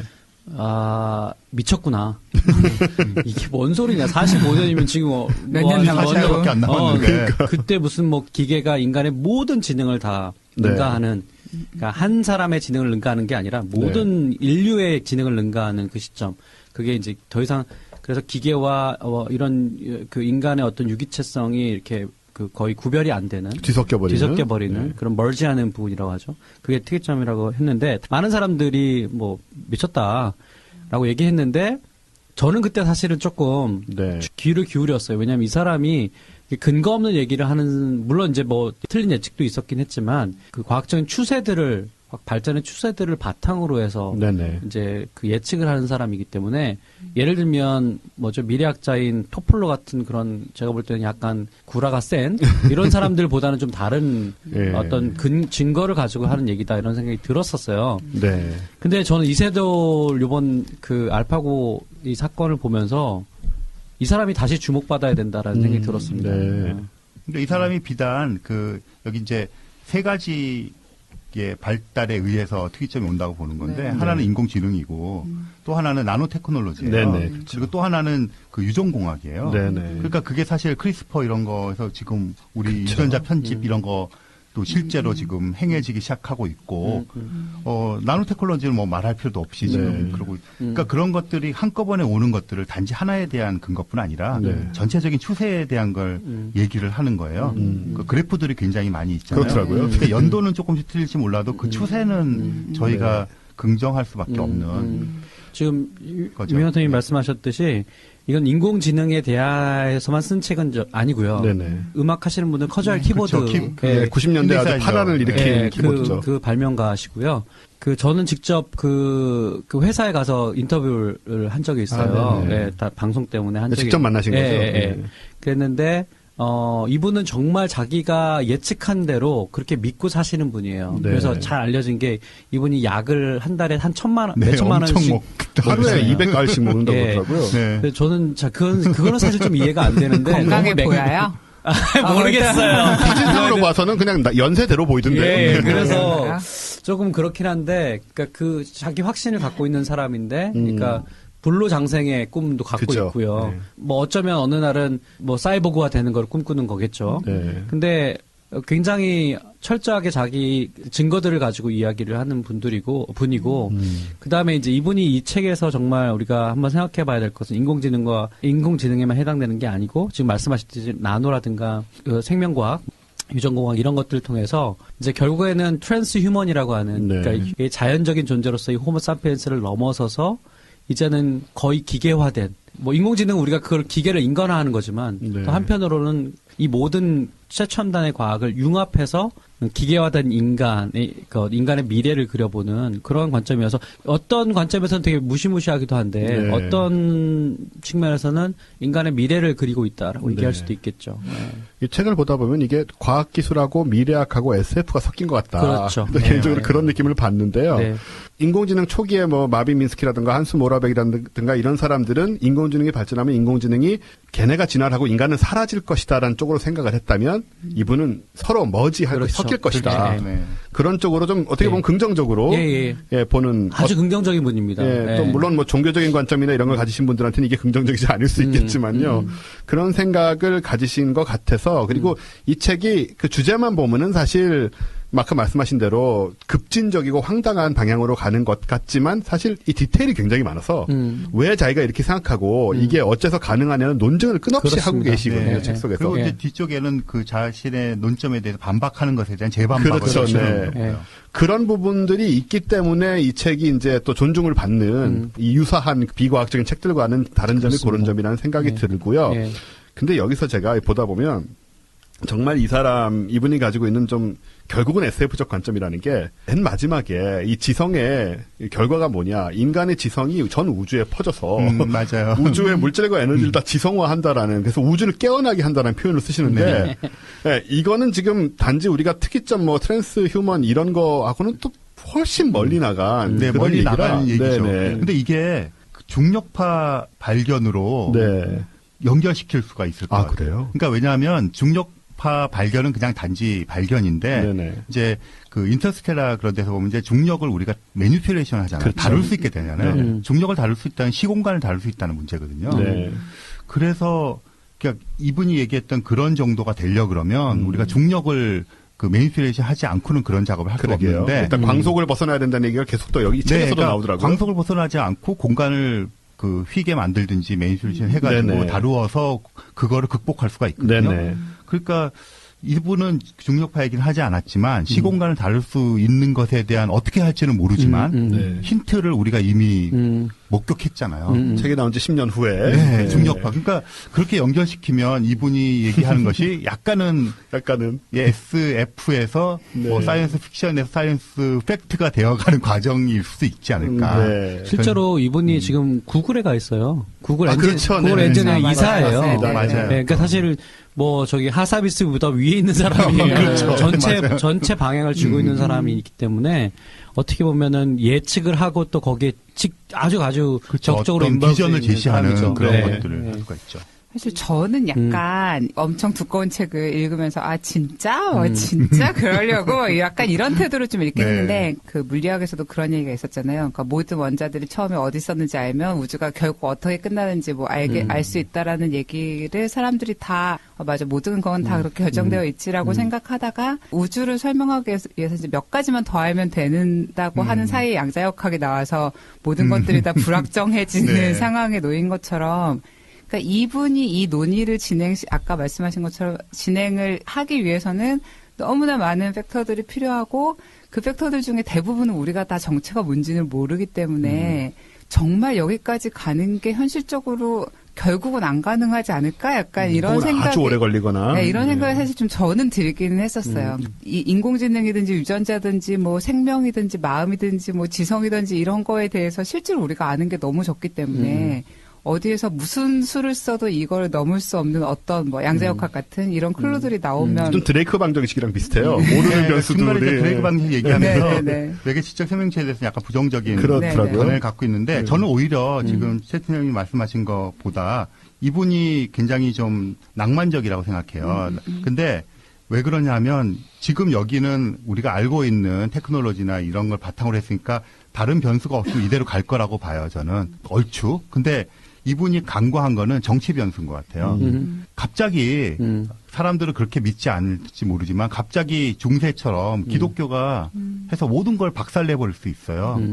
그러면 이런 것들 다 날아가 버릴 수 있거든요. 그러니까 그 변수에 대한 고려를 좀 간과하고 있는 게 아닌가. 그런 게 오히려 그 예측 자체를 바꿔놓는 길이 있다면 그렇게 되지 않을까. 되게 예리한 지적이신 것 같은데 정치 사회적인 변동하고 사실은 과학기술의 변동은 이렇게 맞물려 있는데 그거를 이렇게 딱 빼놓고 생각해 보면 이건 되게 그럴듯한 그렇죠. 부분이 네. 있는 거죠. 근데 그럼에도 불구하고 저는 약간 반론을 제기한다면 이 과학기술의 어떤 추진력이라 하는 게 그야말로 정치 사회적인 변수들을 압도하는 게 아닌가 지금의 우리 네, 점점 더 이분이 그런 압도하게 것도 되지 않을까. 해놓으셨죠. 그거는 네. 그거 있어요. 근데 그거는 일종의 마찰력 같은 거지 그 중력 같은 건 아니라는 거로 이해할 수가 있다고 한다면 큰 추세는 달라지지 않을 수가 있다는 생각이 들고요. 제가 사실은 이 책이 이 시점에서 되게 읽어볼 만하다고 생각하는 게 이거예요. 바둑을 생각해 보세요. 바둑 우리가 다들 이 알파고 대전은 대체로 어떻게 생각하냐면 바둑은 절대 컴퓨터가 안 되는데 왜냐하면 그것은 인간의 고도의 직관이 필요하기 때문이다. 네. 인간이 갖고 있는.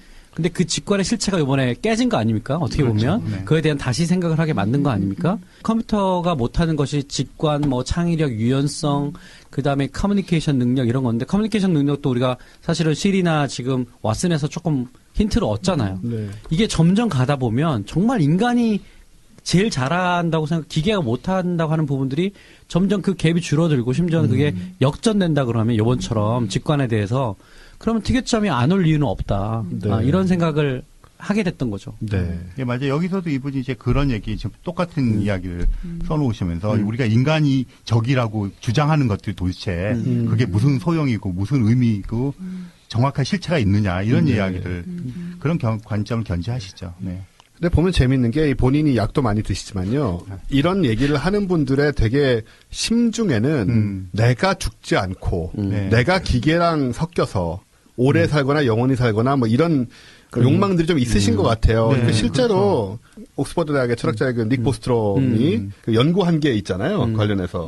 사실 제가 요거 관련해서 약간 재밌는 기사를 하나 봐가지고 그 파트님하고는 공유를 했었었는데 그 닉 보스트롬이 그 인공지능 관련 전문가 170명한테 언제쯤 이런 어떤 인간 수준의 기계 지능에 도달할 것인가라는 질문을 했더니 2022년까지 도달할 것이다가 한 10%, 뭐 2040년까지는 한 50%가 도달할 전체 조사제 50%가 도달할 거라고 얘기했고 2075년까지는 90%가 도달한다고 얘기를 한 거예요. 그래서 커즈웨이보다는 약간 보수적이기는 하지만 그래도 어쨌든 머지않은 장래에 도달할 거다라는 조사를 한 자료가 있는 거예요. 그래서 이 자료가 나온 다음에 근데 와이어드지에서 어떤 조사를 했냐면 1950년대부터 지금까지 인공지능 관련된 모든 논문들을 다 뒤진 거예요. 모든 기사나 논문들을 뒤져서 이 95건의 예측들을 분석을 했는데 옛날 사람이 했건 요즘 사람이 했건 전문 지식이 있거나 없거나 자기 예상 수명의 경계점 정도에다가 이거를 갖다 놓는다는 거죠. 그러니까 자기가 이제 죽기 직전쯤에 요게 도래할 거다라는 식으로 대부분의 사람들이 예상하는 편향 같은 게 있다라는 게 나온 기사가 있더라고요. 재밌네요. 그러니까 이걸 이제 여러 가지로 해석할 수 있겠지만 그 중에 하나는 이 중에 일부는 적어도 내가 죽기 전에 저게 나타나서 내가 죽음을 피할 수 있지 않을까라는 기대를 한 사람도 있지 않았을까. 그렇죠. 네. 커즈웨이 씨 같은 경우에는 확실히 그러신 것 같고요. 그래서 이게 이런 부분이 굉장히 지성적인 접근이기도 하지만 결국은 인간의 욕망의 투사라는 면도 있기 때문에 그런 부분들이 때로는 조금 더 성급한 답을 내려고 할 수도 있고, 뭐 물론 이제 그렇다고 해서 그런 이유로 성급한 답이 된다고 결론을 내릴 수는 없지만, 그래서 이런 얘기를 보면서는 우리가 20세기부터 계속 반복되어 온 그런 부분들 감안을 하면서 좀 차분하게 지켜보면 될 것 같은데. 이 책을 두 권을 같이 읽는 건 저는 되게 좋았던 것 같아요. 그러니까 그렇죠. 냉탕 온탕이 왔다 갔다 하는 것처럼 하나는 아주 굉장한 테크니션들 이제 엔지니어들이 실제로 태스크를 성취하기 위해서 아주 현실적인 노력을 하는 거고 그렇죠. 사실은 이 관점에서는 약간 그러니까 어마어마한 어떤 데이터베이스와 텍스트 검색 알고리즘 이로 아주 단순하게 이 작업을 볼 수도 있는 거잖아요. 그렇죠. 그런 쪽의 관점을 지지하거나 설명하고 있는 책 한 권과 굉장히 먼 미래까지 굉장히 이상적이고. 네, 이상적이고 먼 미래까지 가고 있는 책 두 권을 같이 읽는 게 좀 되게 재밌는 경험이 되실 것 같아요. 예, 그래서 이 두 권을 같이 읽으시면서 한번 정말 냉온탕 경험하시면서 인공지능에 대해서 접근을 해보시고요. 저희는 인공지능 관련돼서는 이제 다음 시간에 저희가 또 다른 책을 준비를 할 생각이고요. 저희 메인 코너는 그래서 오늘 이 정도 하고요. 서브 코너로 지난번엔 저희가 읽거나 말거나라는 좀 책의 입장에서는 좀 기분 나쁠 수 있는 그런 제목으로 이야기를 했었는데요. 시즌2에는 이달의 뒷날개가 되겠습니다. 네. 이게 도대체 무슨 소리냐. 여러분 이 책을 사시면 여기 책 표지에 날개가 붙어있지 않습니까? 소위 말하는 이 뒷날개라는 것은 이제 이 책의 중요한 부분에 대한 어떤 작가의 심경이 담길 수도 있고 인용구가 붙을 수도 있고 어쨌든 책의 굉장히 중요한 부분을 서머리하는 그런 부분을 우리가 여기 나온 사람들이 각자 한번 내가 뒷날개를 쓴다는 관점으로 얘기를 해보자 이런 의미였습니다.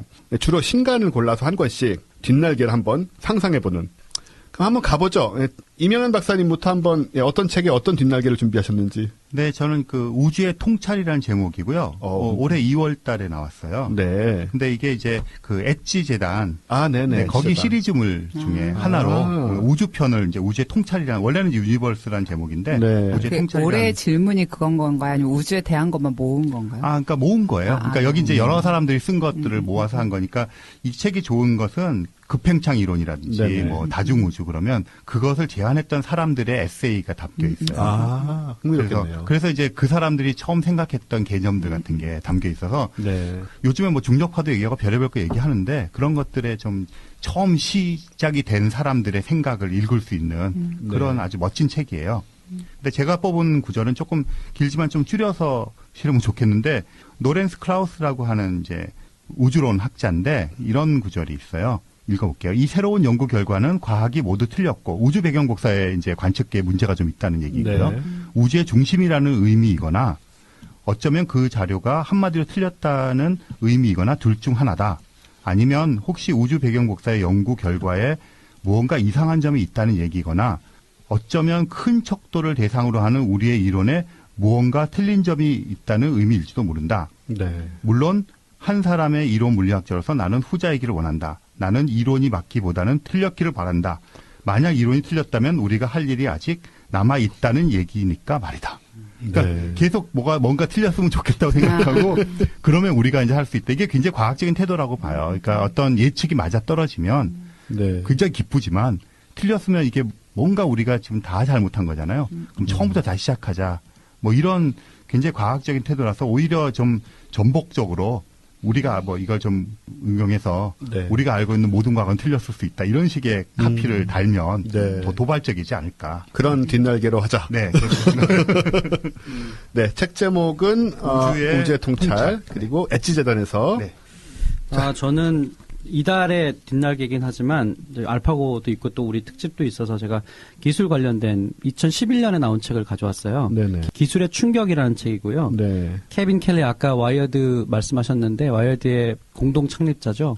예, 케빈 켈리라는 기술에 대한 어떻게 보면 가장 도발적인 철학적 관점을 갖고 있고 뭐 그런 것들 이끄는 분인데 이분이 우리가 이런 질문을 계속 하지 않습니까? 기술의 궤적이 어떻게 갈 것인가? 그러니까 이게 우리 손을 과연 떠나는 건 아닌가라고 하는 이제 질문들을 갖고 있는데 그 질문에 대해서 사실은 기술은 뭐 여러 가지 그냥 개별적인 기술들의 발전보다도 더 중요한 것은 기술의 시스템 같은 것이 일종의 테크늄이라고 이제 이 사람 얘기하는데 테크늄 같은 것이 사실 자율성을 갖고 우리 손을 사실 떠났다라는 네. 얘기를 하고 있습니다. 그러면서도 독특하게 비관주의를 얘기하지는 않아요. 그 기술의 궤적 때문에 우리가 얻게 된 또 새로운 특성들에 대해서도 얘기를 하지만 이 책 제목은 저는 되게 불만이 많아요. 기술의 충격은 정말 밋밋하잖아요. 이 책의 원 제목은 정말 기가 막힙니다. What Technology Wants예요. 테크놀로지가 원하는 것 그러게요. 무엇. 네. 이미 우리 선을 떠난 네. 그 느낌을 주네요. 네. 그러니까 이거는 기술이 자율성 원한다는 거예요. 그러게요. 기술이 여기서 말하는 개별 기술이 아니라 테크늄이라고 하는 기술의 시스템이 일종의 마인드를 갖고 있지는 않지만 어떤 준 자율성을 갖고 있다라는 네네. 뜻입니다. 저는 그래서 뒷날개에 책 제목이 일단 저는 앞날개를 얘기하고 싶은데 기술이 무엇을 원하는가? 예를 들면 기술이 원하는 것? 뭐 이런 식으로 책 제목을 다시 썼어야지 이게 그러네요. 사실은 원래 책의 의미가 살아나는 거지. 그러게요. 기술의 충격은 정말 이거 왜 밋밋한 정도가 아니라 조금 왜곡된 거죠. 네. 네. 그래서 책은 너무 좋은 책이고요. 예, 이 사람은 최근에 통제불능이라는 책이 번역되어 나왔죠. 근데 그 책은 원래 이 책 이전의 책이에요. 네. 기술에 대한 가장 세련된, 가장 도발적이고 가장 어떻게 보면은 충격적인 얘기를 하는 사람이라고 여러분들이 생각하시고 이분의 책들에 주목하시면 이제 흥미로운 생각들을 하실 수 있을 것 같아서 예, 가져왔습니다. 네. 네, 저는 부엌의 화학자라는 책이고요. 이게 아마 요리나 음식에 관심 있는 분들 아실 텐데, 티에리 막스라는 프랑스 요리사가 있어요. 아마 잘 모르시는 얼굴이신데, 굉장히 약간 세계에서 가장 유명한 요리사 중에 하나인데, 이분하고 이제 물리화학자 한 분하고 같이 쓰신 책인데, 이제 말하자면 우리가 부엌에서 일어나는 일들에 대해서 그것에 이제, 예를 들어 달걀을 삶을 때 달걀 단백질들은 어떤 식으로 달라지고, 그걸 바탕으로 해서 완벽한 계란을 삶거나 완벽한 스테이크를 굽거나 혹은 계속해서 맛이 변하는 요리를 만들거나 할 때 어떤 과학 얘기들을 할 수 있는지에 대한 좀 되게 재미있는 책인데요. 제가 정말 마음에 들었던 한 부분 읽을게요. 미식가로 유명한 18세기 프랑스 법관이었던 장 앙텔름 브리아 사바랭은 미각의 생리학에서 새로운 요리의 발견이 새로운 별의 발견보다 인간을 더 행복하게 만든다고 말했다. 나는 우주를 정복하는 일도 삶은 달걀을 정복하는 일도 포기해서는 안 된다고 생각한다. 지구에서 수천만 킬로미터 떨어진 곳의 일에 대해서는 온갖 변수를 세밀하게 신경 쓰면서 집에서 음식을 만들 때는 눈치로 대충 한다면 너무 서글프지 않는가? 이러면서 이제 완벽한 달걀의 6가지 조건이 나오고 이 조건을 만족시키는 달걀을 삶는 법이 나오는 그런 종류의 책입니다. 굉장히 재밌게 읽고 있습니다. 네. 네. 제가 마지막으로 얘기를 할 텐데요. 저는 약을 좀 팔아야겠습니다. 방금 광고에서 들으셨겠지만 제가 이 책을 이미 인용을 했습니다. 그래서 얘기를 더 드리자면 아주 따끈한 신간이자 저희 책이죠. 과학하고 앉아있네 김상욱의 양자역학 덧질러보기. 예, 이 책을 말씀을 드리고 싶은데요.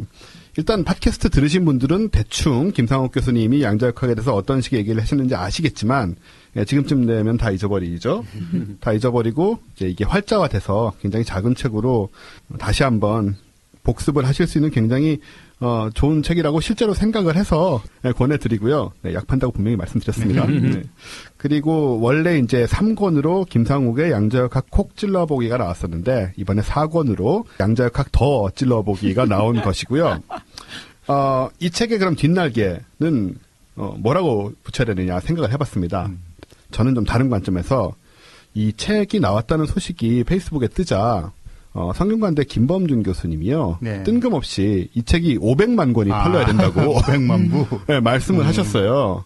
그래서 저는 저건 좀 심하지 않느냐라고 생각을 했는데 이정모 서대문자연사박물관 관장님이 거기에 안티를 거시면서 무슨 말도 안 되는 소리냐 50만 부면 족하다 라고 얘기를 하셔서 거기에 제가 영감을 받아서 여러분 혹시 허경영 기억하실 거예요.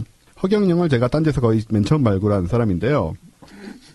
허경영의 당시의 책을 제가 구입한 전철역의 서점에서 구입한 책이 무궁화 꽃은 지지 않았다라는 책인데 여기에 보면요 놀라운 띠가 둘려져 있습니다. 3천만 부 판매 예정. 예, 예정이래요. 이런 식으로 책을 냈습니다. 여기에 또 영감을 받아서 뒷날개라보다 띠지를 생각을 한다면 과학하고 앉아있네 김상욱의 양자역학 더 찔러보기 500만 권 판매 예정. 좋죠. 네, 이런 좀 야심찬 목표를 가지고 띠지를 한번 둘러보는 걸로. 예, 그리고 예, 저희 책들 재밌습니다. 지금 1, 2, 3, 4권 나왔는데요. 여기 계신 이명은 박사님의 이제 외계의 생명도 나왔고요. 공룡도 나왔고 지금 양자역학 2개 나왔으니까 얼마 하지도 않습니다. 소장하시면서 그때그때 보시면 또 팟캐스트에서 놓쳤던 오디오로 놓쳤던 그런 부분들 다시 한번 느끼실 수 있다고 보고요. 여러분들이 이렇게 도와주시면 저희가 500만 권은 못 팔더라도 5만 권은 어쩌면 팔 수 있지 않을까 그런 생각을 해봅니다. 네, 저희 지금 페이스북에서 이벤트 하고 있는데요. 네네. 3권이 지금 먼저 나오고 양자역학 콕 찔러보기 편이 먼저 나오고 지금 4권이 나왔는데 3권 사진으로 인증해 주시면 4권 증정하는 선착순 20분께 이벤트 진행하고 있습니다. 많은 참여 부탁드립니다. 자, 네, 이렇게 오늘 대충 정리를 할 때가 된 것 같은데요. 네. 간단히 공지를 드리면 다음 두 번째 인공지능 관련된 책은 비록 직접 인공지능을 다룬 것은 아니지만 아주 요즘 화제가 되었던 책입니다. 사피엔스. 그 저자 이름이 되게 어려운 이름인데요. 이스라엘 분. 유발 하라리. 예. 절대로 외워지지 않는 이름이죠. 하사비스도 정말 외우기 힘들더라고요, 이름이. 예. 기본적으로 인간에 대한 얘기를 하지만 그 뒤쪽에 가면은 인공지능 얘기가 나오는 거죠. 네. 예. 그런 부분들과 함께 저희가 주로 아시모프적 관점에서 좀 SF적 접근을 해서 아시모프가 이제 로봇의 3원칙이라든가 로봇의 3원칙이지만 사실은 인공지능의 3원칙이라고 말해도 큰 차이가 없습니다. 이런 것들을 같이 얘기를 하면서 인공지능의 미래에 대해서 좀 더 과감하게 좀 얘기를 해보는 그런 시간으로 또 접근을 해보도록 하겠습니다. 네, 그럼 저희 이 정도에서 시즌2 첫 번째로 마련했던 지성과 감성 팟캐스트 과학책이 있는 저녁 대충 끝내려고 하는데요. 오늘 첫 방송을 해주신 감성 파트너 이명현 박사님 말을 조금 듣도록 하죠. 일단 오래 해야 되니까 말을 아끼겠습니다. 너무 좋았습니다. 네. 예, 고맙습니다. 우리 뭐 나머지 사람들 그런 얘기는 안 해봤던 것 같은데. 그러네. 네. 예, 그럼 다음 시간에 다음 달 4월 네 번째 목요일에 다시 뵙는 걸로 하고요. 여러분 그동안 예, 잘 지내시고 저희가 소개해드린 책 꼭 읽어보셨으면 감사하겠습니다. 네, 수고 많이 하셨습니다. 감사합니다. 네, 감사합니다.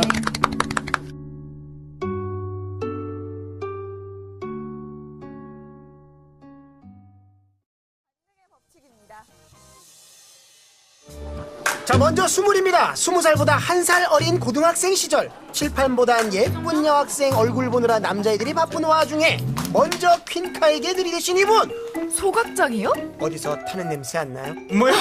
내 가슴이? 퀸카의 마음 안이 가슴을 뺏었다는 소문이 퍼지자 바로 벌인 싸움판과 가위바위보. 남자는 주먹 가위바위보. 이 미련한 승부의 끝이 보이지 않자 나온 해결책. 이 관계가 평생 가겠냐?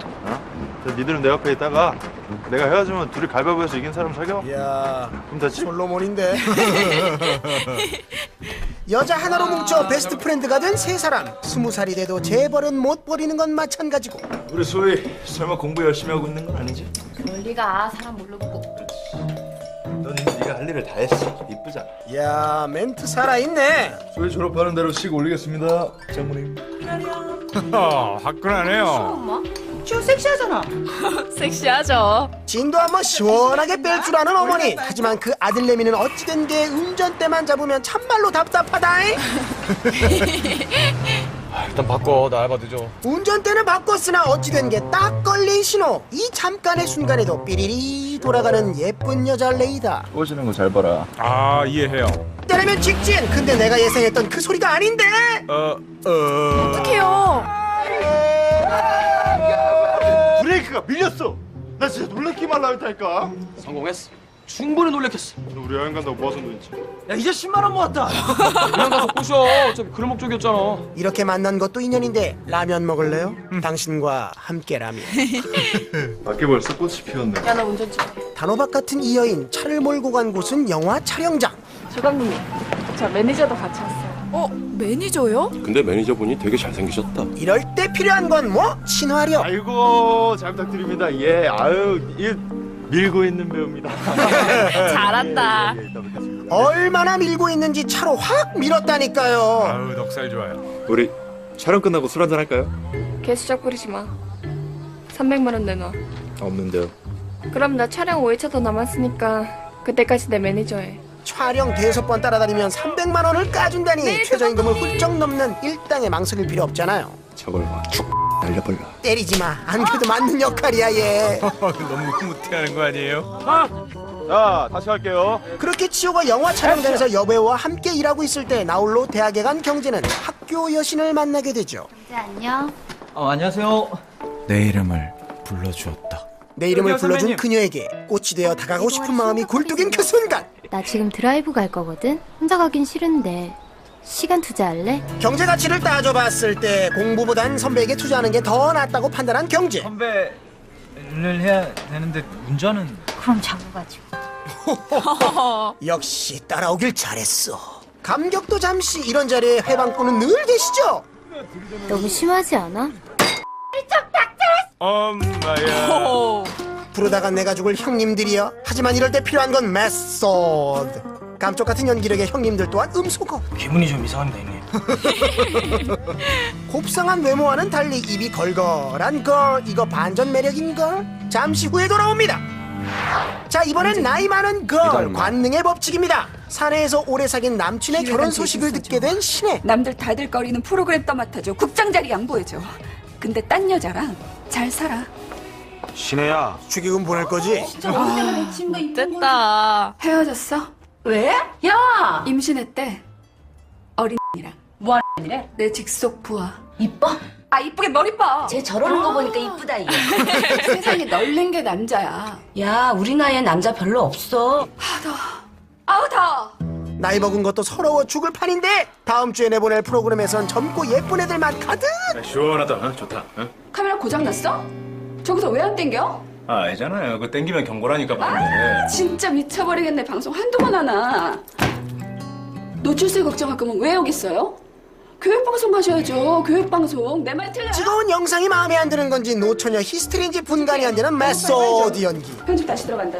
작가님 작업 다시 준비하고. 김대리! 네. 빨리 가서 종편 넣는다고 빨리 해! 네, 알겠습니다. 지금 갑니다. 갑의 횡포에 박차고 일어나는 을. 오해하지 마라. 바람에 넘어진 거다. 이거 짜증낸 거 아니다. 내가 뭘 잘못했길래 너 이렇게 애들 앞에서 나를 개망신시키냐? 을의 반격에 서럽게 목 놓아오는 신혜. 어느 회식 자리나 높으신 분이 통제불능 상태가 되면 뒷감당은 항상 막내의 몫이죠. 그렇죠. 울지 마세요. 내가 못 살아. 울고불고 하다가 떡실신. 어머, 술 좀 깨니까 웬 잘생긴 남자가? 이거 좀 묘해지는데요. 뭐야? 다음날 하룻밤 불장난이겠거니 했는데 얘 분위기 보니까 이거 장난이 아니야. 아, 미쳤어요? 제대로 사귀자고요. 상남자네요. 나는요. 현숙 씨 이모 같은 사람이에요. 저 이모 없는데요? 나이가 그렇다고요. 그게 뭐 어때서요? 이 젊은 남자의 배치미가 장렬하는 와중에 유부녀 미연이 남편의 서럽을 뒤지다 발견한 판도라의 상자. 뭔데요? 짜라란! 내 남편이 고개 숙인 남자였다니. 드라마 볼 때마다 눈물 질질 짤 때부터 알아봤어야 하는 건데. 안 하기로 했잖아요. 여보, 그동안 내가 너무 몰아붙였지? 다 알고 왔어요. 당신 나 몰래 뭐 먹지? 먹긴 뭘 먹어. 민간요법도 많다? 이만하면 갸륵하게 여길 줄 알았건만 양방 대신 한방으로 무허가 시술에 나선 미연. 그 효능에 감격해 몸부림치는 남편. 그런다고 20살 되는 거 아닐 텐데 잠시 후에 돌아옵니다. 식사 패턴과 취향이 나와 비슷하다. 즉 나와 함께 밥을 먹는다. 자, 다시 스물로 돌아옵니다. 좋아하는 그 선배와 밥도 먹고 어두운 영화관에서 같이 영화도 보고. 이건 누가 봐도 데이트인데. 난 이 사랑에 내가 가진 모든 마음을 투자해 보련다. 아무리 투자해도 깡통주라는 게 함정. 뭐 재밌는 거 있어? 아유, 미안합니다. 아유, 죄송합니다. 미친놈아! 우리 헤어지자. 왜 또 성가시게. 돈 많은 여자 꼬실 거야? 오빠 이런 데 가서. 안 어울리니까 그만 생각하고 그래서 먹긴 해. 고딩 시절 가슴으로 만난 여친과 헤어질 기회만 노리고 있는 치호. 이별은 실패했지만 취직은 성공해야 하기에 여배우를 도와 혼신의 힘을 다한 사대기. 이것은 연기입니다. 진짜 때렸는데요. 그러던 어느 날 여배우의 폰으로 날아든 문자 한 통.